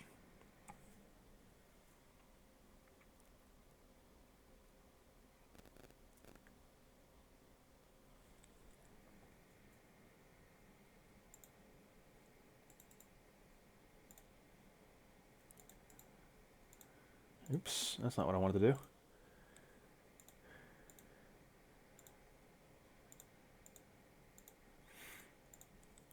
Let's see. Actually, I did see that. And very much appreciate it. Yeah, as the, like, I did see some things scroll by on the chat that I definitely need to do a better job of acknowledging, but definitely appreciate a handful of subscribers tonight, which is extremely appreciated. And see Blake now gifting a sub to Troll Wizard. Appreciate you, Alex Ice, for the gift. So yeah, just great show. Yeah, great show tonight. Yeah, now you can use that 2.9 emote. For all those near falls in several of the matches going on over the course of the shows for the next month. Of course, we've got the exclusive T3 emote. No one should be allowed to give me $24. But if for some reason somebody wants to give me $24, you can... yeah, I might be. I'll have to check my stats later on tonight. But right now, that is as great as the backstage stuff is. Yeah, of course, you could just type 2.9 in the chat. That is allowed. People that do not give me money for me to put on my show are still allowed to be excited about the matches that I do on my show.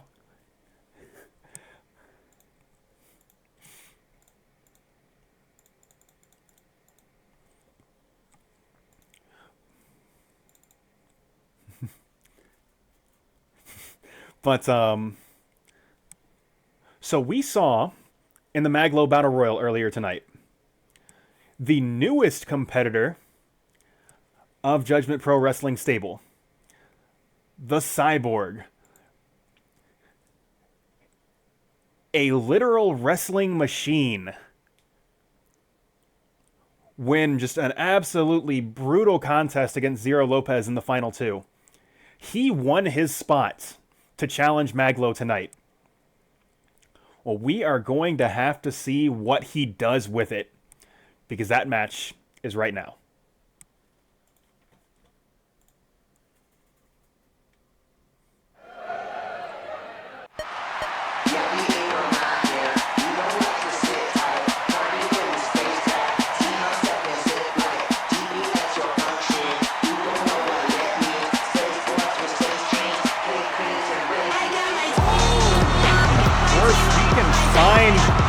The theme of Mag.Lo team at maglo.bandcamp.com.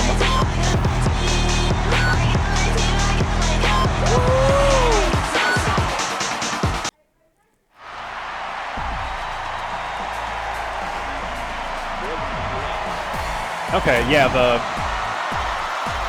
something went wrong with the entrance, because I know that is not the music you set for him.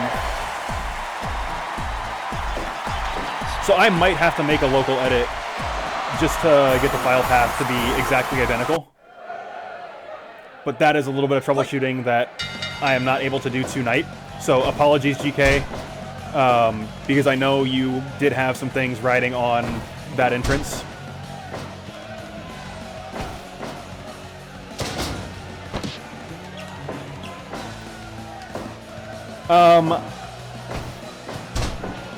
Actually, shit, after because I subscribed to it after I loaded up, and after the reboot, I probably could have just had it, but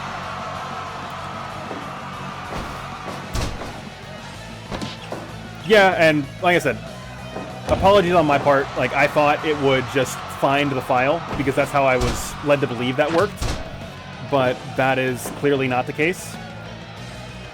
And I did not test it before I went live, so that one's on me. But once again, that is a little bit more focus on backstage stuff. When we have got a wrestling contest tonight, we saw earlier Mag.Lo clearly taking this seriously. You saw him hit that clothesline from Bretton Woods earlier. But the wrestling machine that is the Cyborg, those deadly elbows to the face, just trying to stun Mag.Lo.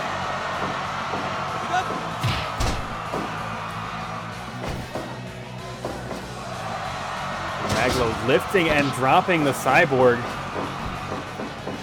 and sliding D, just burying that elbow right into the side of the face. The Cyborg responding back, open hand strike, and now he's running the ropes. We've seen this before, drop kick right into the face of Mag.Lo. They are going blow for blow here.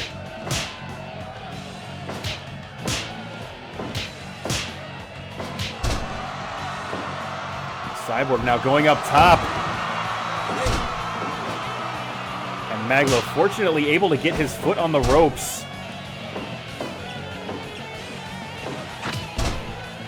But the Cyborg just so very aware of Mag.Lo's wrestling style. He's seen him fight week in and week out for over 20 weeks at this point. Flashing elbow. You've got to figure a lot of Mag.Lo's tricks at this point are so well scouted. Of course, the Cyborg, a literal wrestling machine. Diving elbow. But it is now the Cyborg's turn to get a hand on that bottom rope. Count two.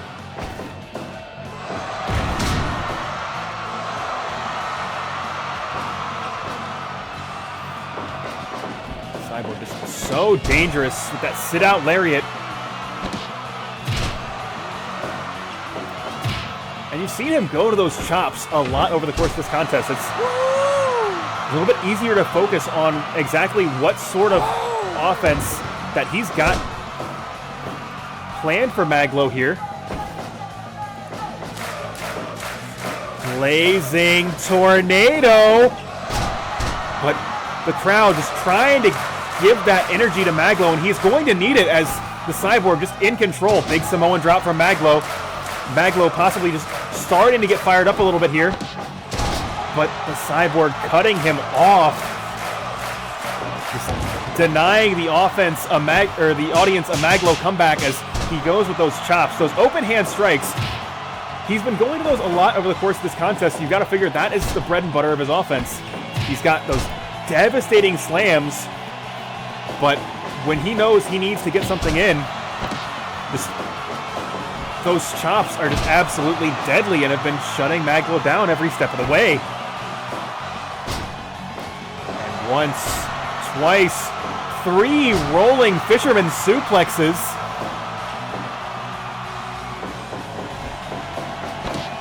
And Mag.Lo just a hair too slow, unable to get out of the way of that sit-out lariat, and it looks like he could be setting up for another, and he is planting Mag.Lo right into the mat, but now it's Mag.Lo's turn as he is to his feet, as he buries his arm right in the chest of the Cyborg. And once again, back to those chops there that the Cyborg seems to like to go to, and that was nearly it. Mag.Lo is going to have to find something, some way to defeat this wrestling machine, as it has been all Cyborg. Big Samoan drop, and Mag.Lo taking this to the outside. Maybe a little bit of frustration from Mag.Lo here. Cyborg going for that leaping cutter, doesn't find his mark, but he will find his mark with several chops across the chest as this fight continues right beside my desk. Harada's count is at 13, 14. Both men now making their way into the ring. Mag.Lo double arm DDT right on that Whale Boys logo. Shoutouts to the Money Blake at twitch.tv/ALXICE as Mag.Lo connects with the clothesline from Bretton Woods. And Mag.Lo now starting to get a little bit of momentum.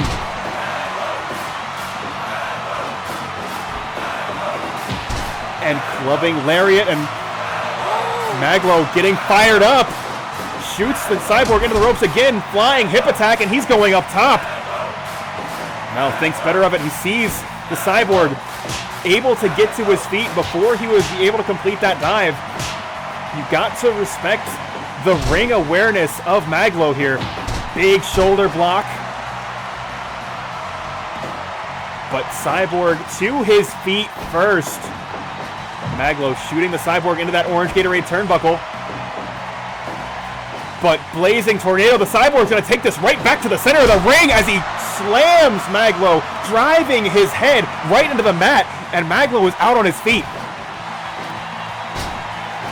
And once again, those rolling fisherman suplexes, an amazing display of technique and power, but Mag.Lo reversing momentum, unable to find his mark with that lariat, but will shoot the Cyborg into that blue Gatorade turnbuckle. Another flying hip attack. Hold on.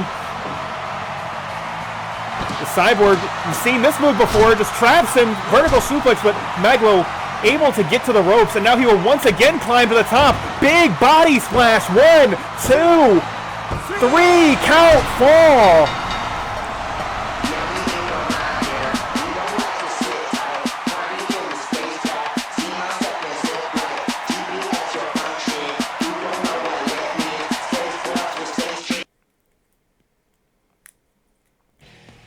And Mag.Lo putting on a 5-star contest with the newest member of the Judgment Pro Wrestling stable, the Cyborg. We saw him dominate that Mag.Lo Battle Royal. He was certainly worth the wait. He nearly didn't make it to the arena in time for the bell. But with what we have seen from him is what we are going to see from the Cyborg in the weeks to come. He is going to be somebody to keep an eye out on. And as well, I say this week in and week out, whenever Mag.Lo wrestles a match, if Mag.Lo is coming to your town, you need to buy a ticket to a show he's on. Of course, you can find out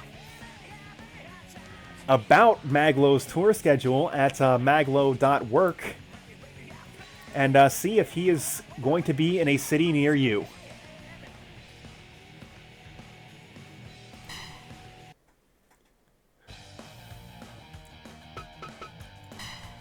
But let us go ahead and get back to that JPW #1 Contenders tournament. as we just saw a barn burner of a contest of Blake's House Wrestling versus Judgment Pro Wrestling, and we are about to see another one tonight as COLBY takes on the only Robert Walsh.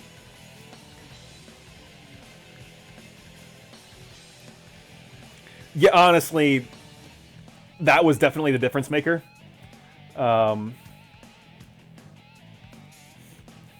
Also, I thought the Joker driver was from the electric chair position, pulling them forward. But I could be wrong about that. Regardless, yeah, that was... like, that could have very easily gone either way. Regardless, it was one hell of a match. I've also said this for several weeks, but... our guys put on good matches. Like, I'm going to choose to pat myself on the back a little bit because that was a damn good match, and I contributed to half of that match. And the crowd getting restless. They want COLBY. So let's not waste any time. Let's go ahead and give the crowd what they want.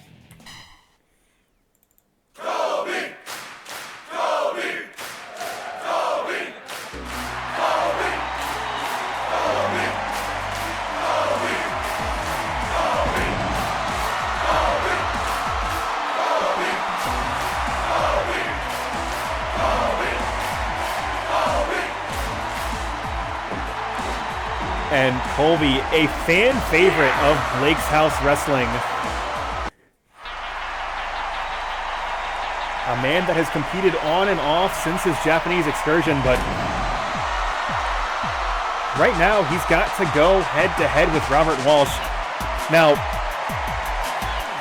Robert called out in a 2-on-1 contest against the Firm at the start of tonight's show. Hopefully for his sake, he has rested enough coming into this match because COLBY is just a nightmare of a competitor to fight. But if there is anything we have learned over the course of this tournament and over the course of tonight specifically, Robert is not someone that will back down from any challenge, and COLBY is no different. That being said, this is going to be fairly similar to the Robert Walsh Mr. Smith match, where it was Brawler versus Brawler. We are going to be seeing Brawler versus Brawler again in this match here, as both of these competitors, very rough style, would be just as comfortable fighting in a bar as they would in a wrestling ring. Big body splash from Robert here. And Robert to his feet so quickly. He understands the stakes of this match. Just not going to allow COLBY to gain momentum. 2, 3. That being said, COLBY gets stronger the longer a fight goes on. He gets angry, and when he gets angry, he hits harder. So Robert's strategy of suffocating his opponent, quite literally suffocating his opponent in this case, as he locks on the mandible claw as the crowd chants COLBY's name, urging him to power out of that hold. But it has been all Robert thus far. Big back elbow buries it right in the chest of COLBY.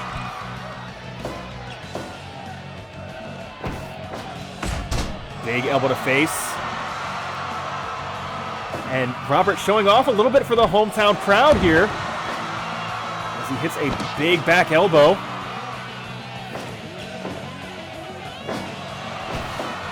And once again, he will lock on that mandible claw, just trying to choke the life out of COLBY, but COLBY able to break the hold.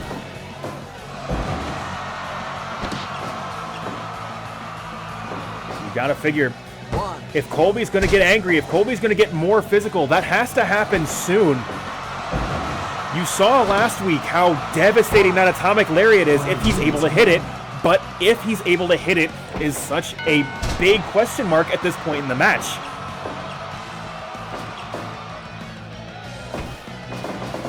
Could be going for it now. Swings wildly with that atomic lariat, but Robert has it well scouted.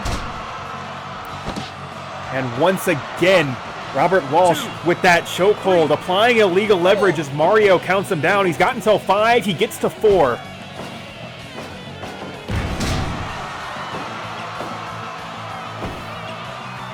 Big belly-to-belly suplex. And Colby, you know he's got to be looking for a spot where he can connect with that atomic lariat, but Robert blocking the big boot and once again locking on that hold. Trying to take the wind out of the lungs of Colby and seems to be successful in doing so. You can see Colby breathing differently now. Looking for room for that atomic lariat, but didn't find any, and Colby's struggling here, and once again, Robert blocks that big boot. He's got Colby so well scouted. Pump handle slam too, but that was nearly enough. Big vertical suplex now. Robert running the ropes and running guillotine, just planting his leg across the throat of Colby. But Colby once again, pump handle driver, 1, 2, no. Still not enough. Robert still has fight left in him, even after that 2-on-1 contest earlier tonight. But Robert, you can see how fired up he is. But the crowd, the hometown crowd, still behind Colby.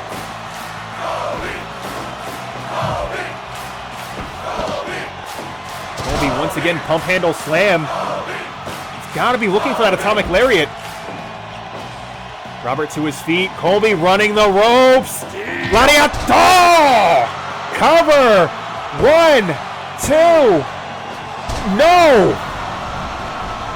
Robert kicking out of the atomic lariat. He's not finished, folks. This man does not have quit in him. Big stump puller pile driver. That could be it. Goes for the cover, but Colby getting his foot on the bottom rope. 10 minutes gone.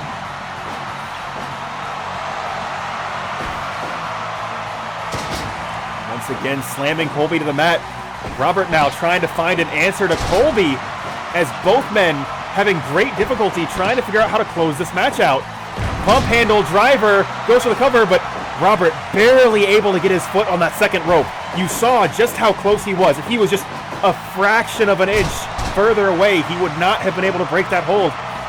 He would have had to pick his shoulder off the mat on his own power, but right now it looks like trying to bust Colby up. He has busted Colby open. Those bites to the forehead have left Colby with that crimson mask over his face. But that's just going to make Colby more angry. As you saw, he doesn't care about the damage to his forehead. He will continue to use it as a weapon.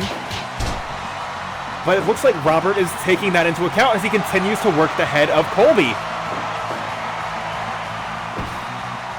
Now Robert driving Colby into that corner turnbuckle, but Colby powering his way out.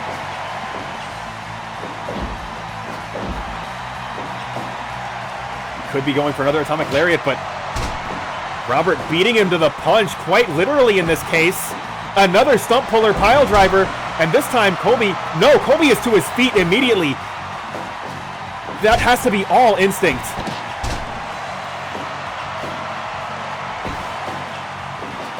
Colby, reversal, oh my god, swinging with that atomic lariat, but Robert ducks it, shoulder block, and Robert is in the driver's seat, runs the ropes, guillotine across the chest.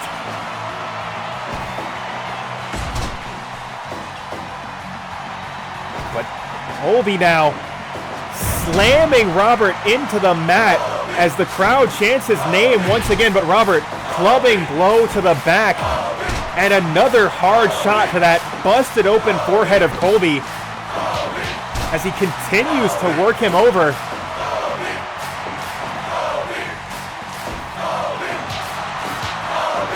Colby pulling out a series of strikes, something we haven't seen from him in a little while. Colby, you could tell just how much this match has worn on him. He was unable to climb that corner turnbuckle. Big running slam into the center of the ring, but Colby just so dazed, so low on energy, unable to continue for that atomic lariat, that he has he has to want to use at this point in the match. But Robert's ducked the last two. He's got that maneuver so well scouted, but Robert connecting with a lariat of his own right across the chest of COLBY. Scoop and a slam into the center of the ring. COLBY running the ropes, letting it go! But no, COLBY's not finished with him. Maybe he wasn't convinced that was going to be enough, and that could be his undoing. This time, Robert pulling COLBY away from the bottom rope. If he gets the cover here, that could be it. But Robert just so winded, unable to expend the energy to make that cover. COLBY once again running the ropes. Oh my God! Reverses the atomic lariat with that Manhattan drop. But COLBY now runs the ropes once again, and this time lariat center of the ring. 1, 2, 3 count fall. Oh my God!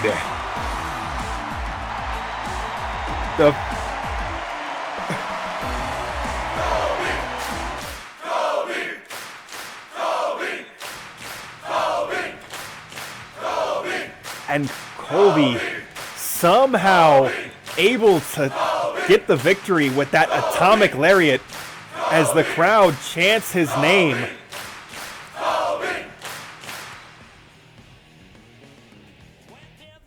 I gotta say though, like, you saw the startup of Atomic Lariat and Robert hitting the Manhattan drop to reverse it.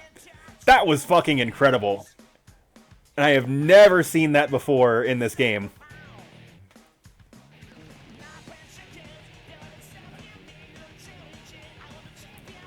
Also, just in general, like, how well Robert was protecting himself from the lariat. That was a very fun match.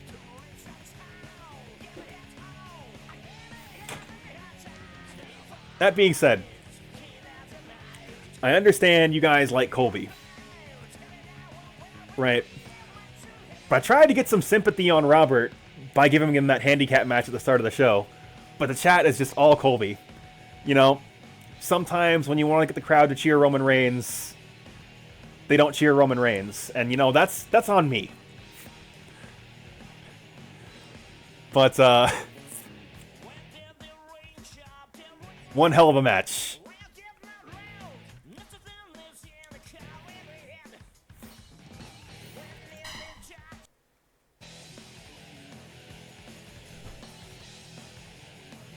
So, we now know what next week's main event is going to be. Is going to be D-Mob going up against COLBY for the #1 contender spot of the Judgment Pro Wrestling title.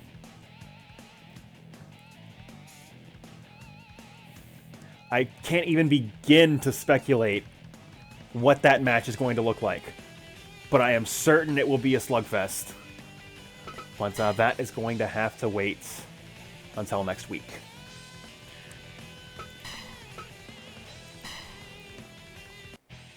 As we have got one more official match for you guys tonight. Let's see. Nock Voldo interfering in David's match last week, costing him the victory against Big Dick Nick Foles. These two clearly have something to settle in the ring. So we are giving them the grandest stage to do it on. So, without any more time wasted, let's go ahead and get into tonight's main event.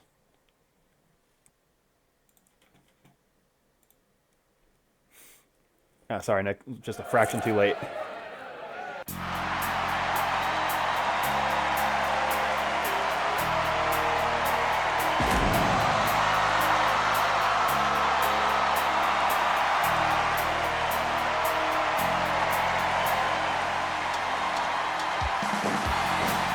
So if you are unaware of the journey David's been on for the past 6 weeks, he has been trying to determine the identity of the boss of Nick's wrestling organization. Last week, he fought Super Bowl champion Big Dick Nick Foles. And I guess someone at Nick's wrestling organization was not happy with how close David was getting to the identity of the NWO boss. Oh, yeah! Say both of these competitors fight with a very unorthodox style. It is going to be a struggle just to keep up with both of these men. Big chop to the chest. Voldo once again trying to employ that freaky magic that he uses so effectively, and David responding back with the poison mist. And precision haymaker from Voldo, but David able to power out.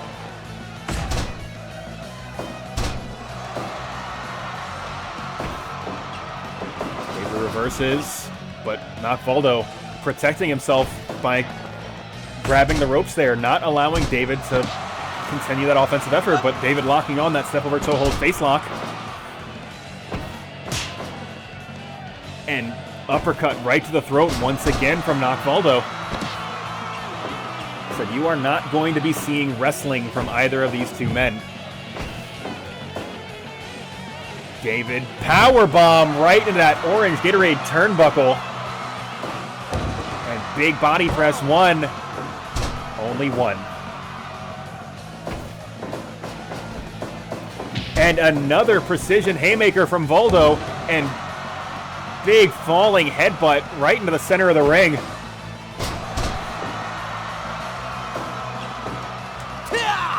David goes for the enziguri, but it is sidestep from Voldo. Voldo goes for that leaping cutter, sidestep by David. As unorthodox as both of these competitors are, they appear to be evenly matched.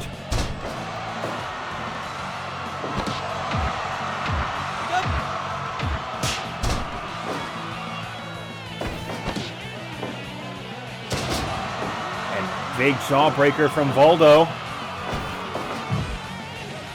Shoots him into the corner. And step up knee right to the jaw. Voldo locking on that sleeper hold, just trying to slow David down. And I gotta say, that is an excellent strategy from Voldo.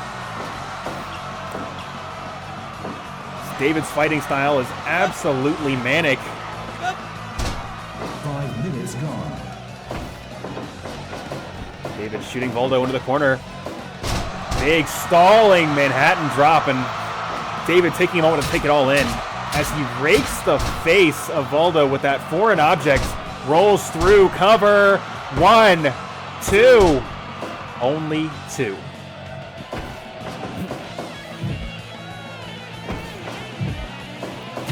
Voldo now stomping David out in the corner and goes for a cover of his own. 1, 2, only 2.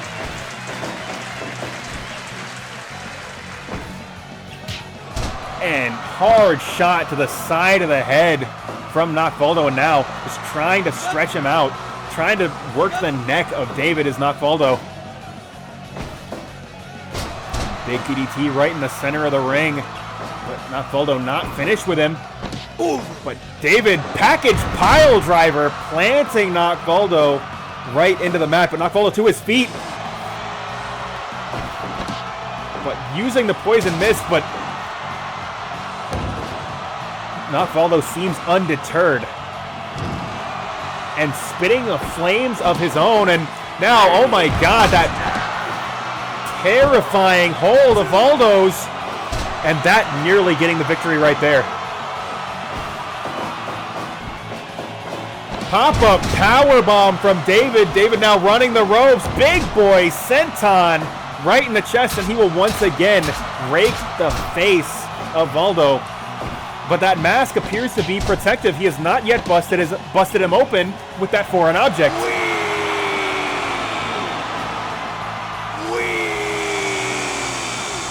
Voldo now using his freaky magic. David is stunned. Big chop to the chest.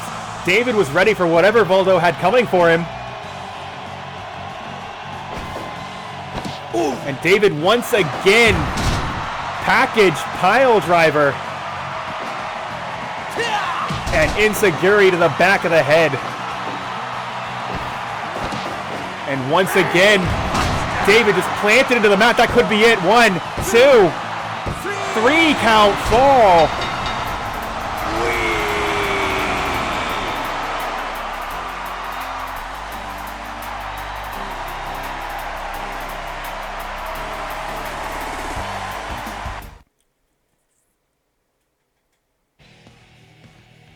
And something going on with our video feed. Hold on just a moment, folks.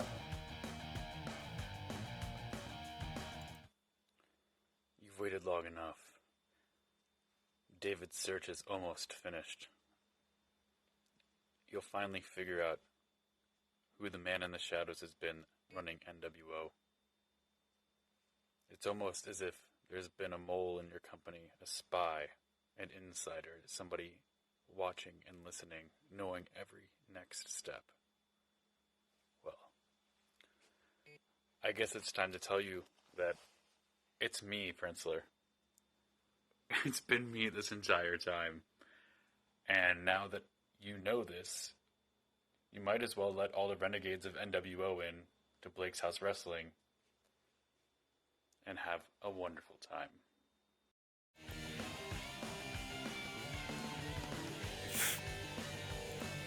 Absolutely unbelievable. If there was any doubt over the course of that match, David would have been able to get the identity. I still have trouble believing it myself that the boss of Nick's wrestling organization was Blake's House own wrestler Nick Vidala. The foundation of Blake's House Wrestling will forever be altered tonight. But I believe that is all we're going to have time for on tonight's show. We are going to have to figure out exactly what that means next week. Of course, that is... you can catch us at twitch.tv/MondayCindy 7:30 Eastern Time, but I can't believe it. Can't believe that Nick Vidala was the boss of Nick's wrestling organization this whole time. But that is going to be it for our main card tonight. Stay tuned for a bonus match.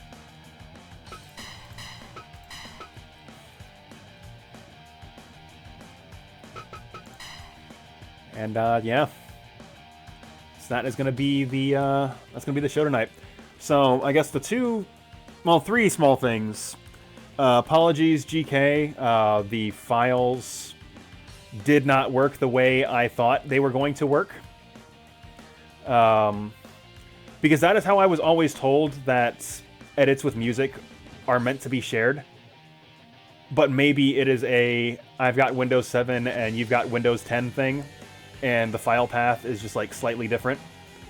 So I might actually have to make local edits of your characters to get custom music to happen.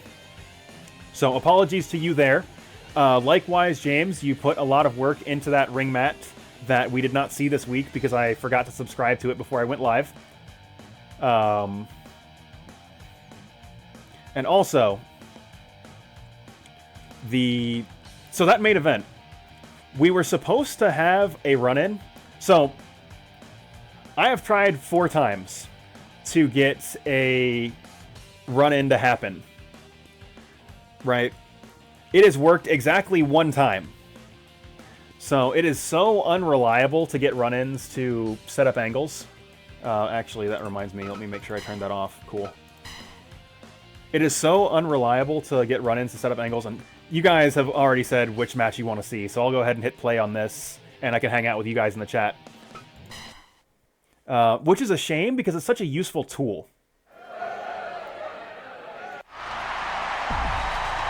You can set the odds of a run-in to happen to be low, medium, and high. And I don't know what high is, but I promise you it is not all the time. Because each time I've tried to use it, I've used it at high. And 3 out of 4 times, the guy never shows up.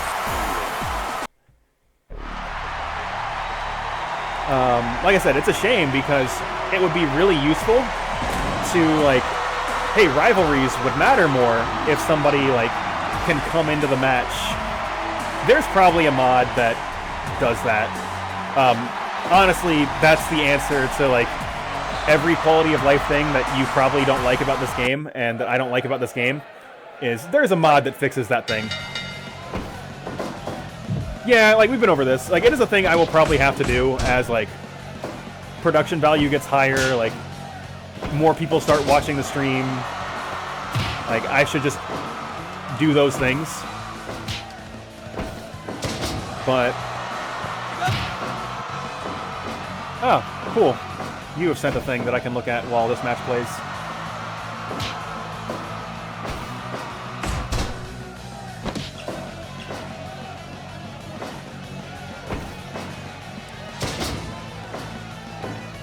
That might not be a bad idea either, honestly.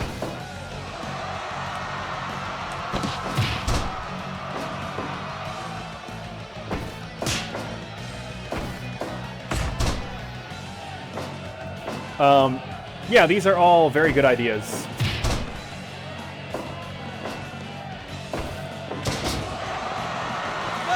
But, yeah, like, while this is going on, and while I have a bunch of people hanging out in the chat, do really appreciate y'all hanging out with me while we do this.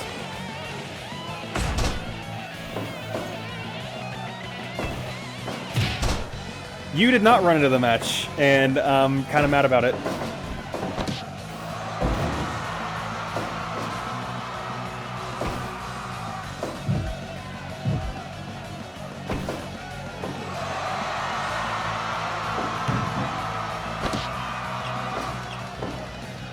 Yeah, what if? We'll never know.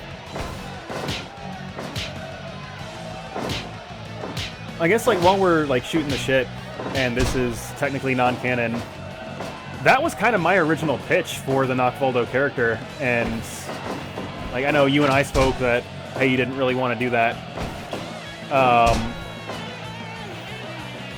But, I mean, thus far on Blake's House TV, we have not seen Nock Voldo and Nick Vidala at the same place at the same time, so we can still play with that a little bit.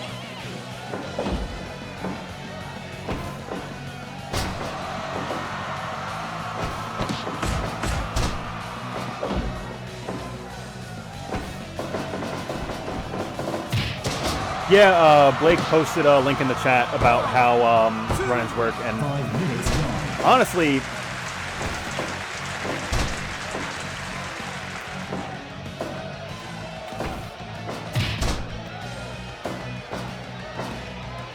see, so, like, kind of what I had envisioned is, like, alright, the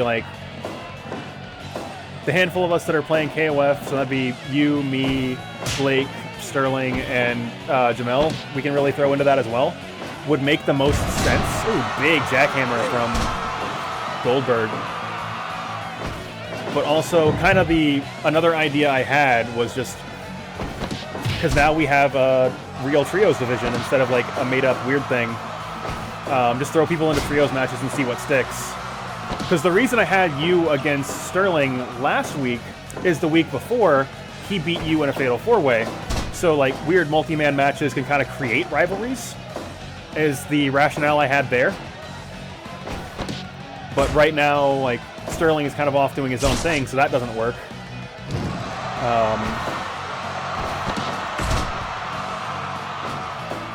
You could also kind of, like, run the...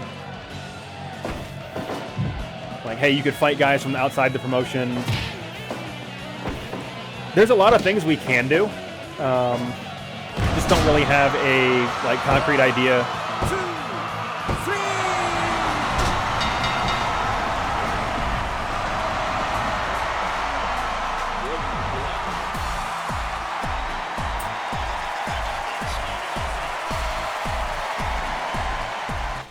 Yeah, I'm cool with that.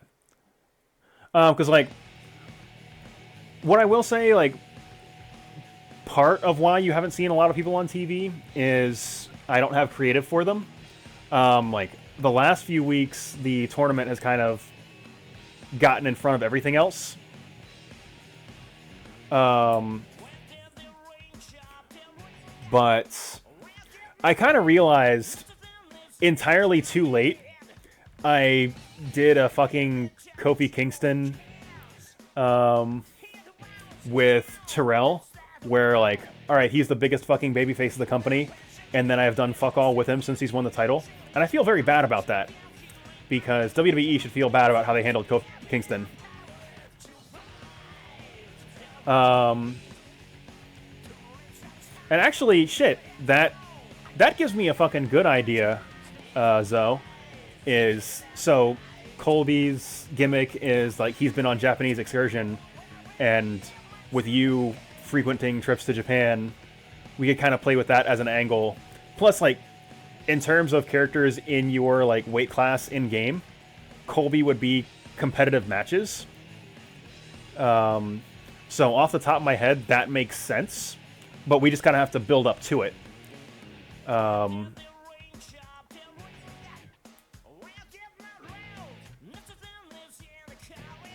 Alright, so, like, we're getting the outline of some creative. I guess this, like, post-stream, we're just kind of rapping a little bit about what some creative can look like. Sort of a, hey, we're hanging out backstage. I know for certain there is a Drago on the Steam Workshop. There absolutely is.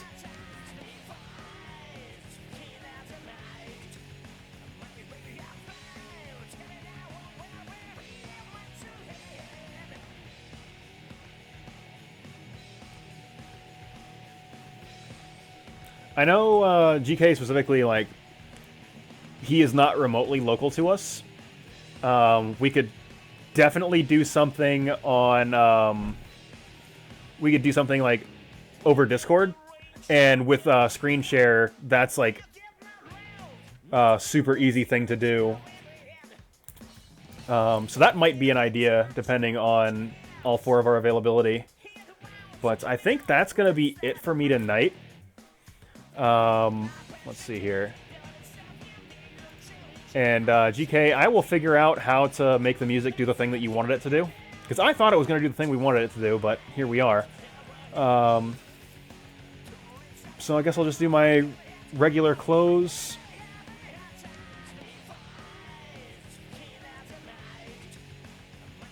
I think the nice thing about, like, the three of us that are Orlando local hanging out in person is we can record some video sketches. But we've got a little bit of time to figure out how we're going to do that. But what I'm going to do is I'm going to find you guys something else to watch. I think Melly is streaming tonight. Let's see if anybody else is streaming tonight.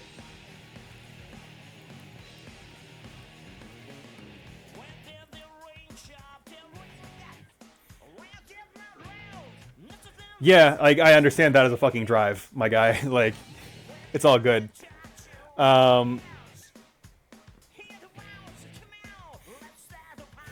Let me see here. But yeah, appreciate you guys for hanging out and watching my show. If you are watching this on YouTube, you can see me at twitch.tv/MondyCindy for more Fire Pro Wrestling at 7:30 p.m. Eastern on Sundays. Additionally, particularly with this upcoming week, we have got the Battletech Expansion 3 and the MechWarrior 5 beta. So expect me to be online sometime in the next couple weeks for that.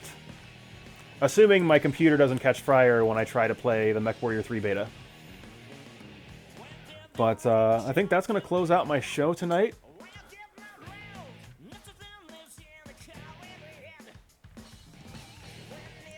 Let's see.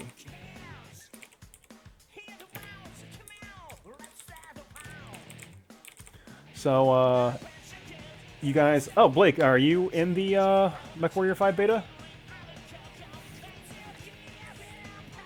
Because I know when they got the Epic Store exclusive, a bunch of people canceled their pre-orders because pre-orders are stupid and bad in the year of our Lord 2019. Alright, well, if my computer doesn't catch fire when I try to run it, I will be streaming the MechWarrior 5 beta whenever that comes out. That's either next week or the week after next. I can't remember which.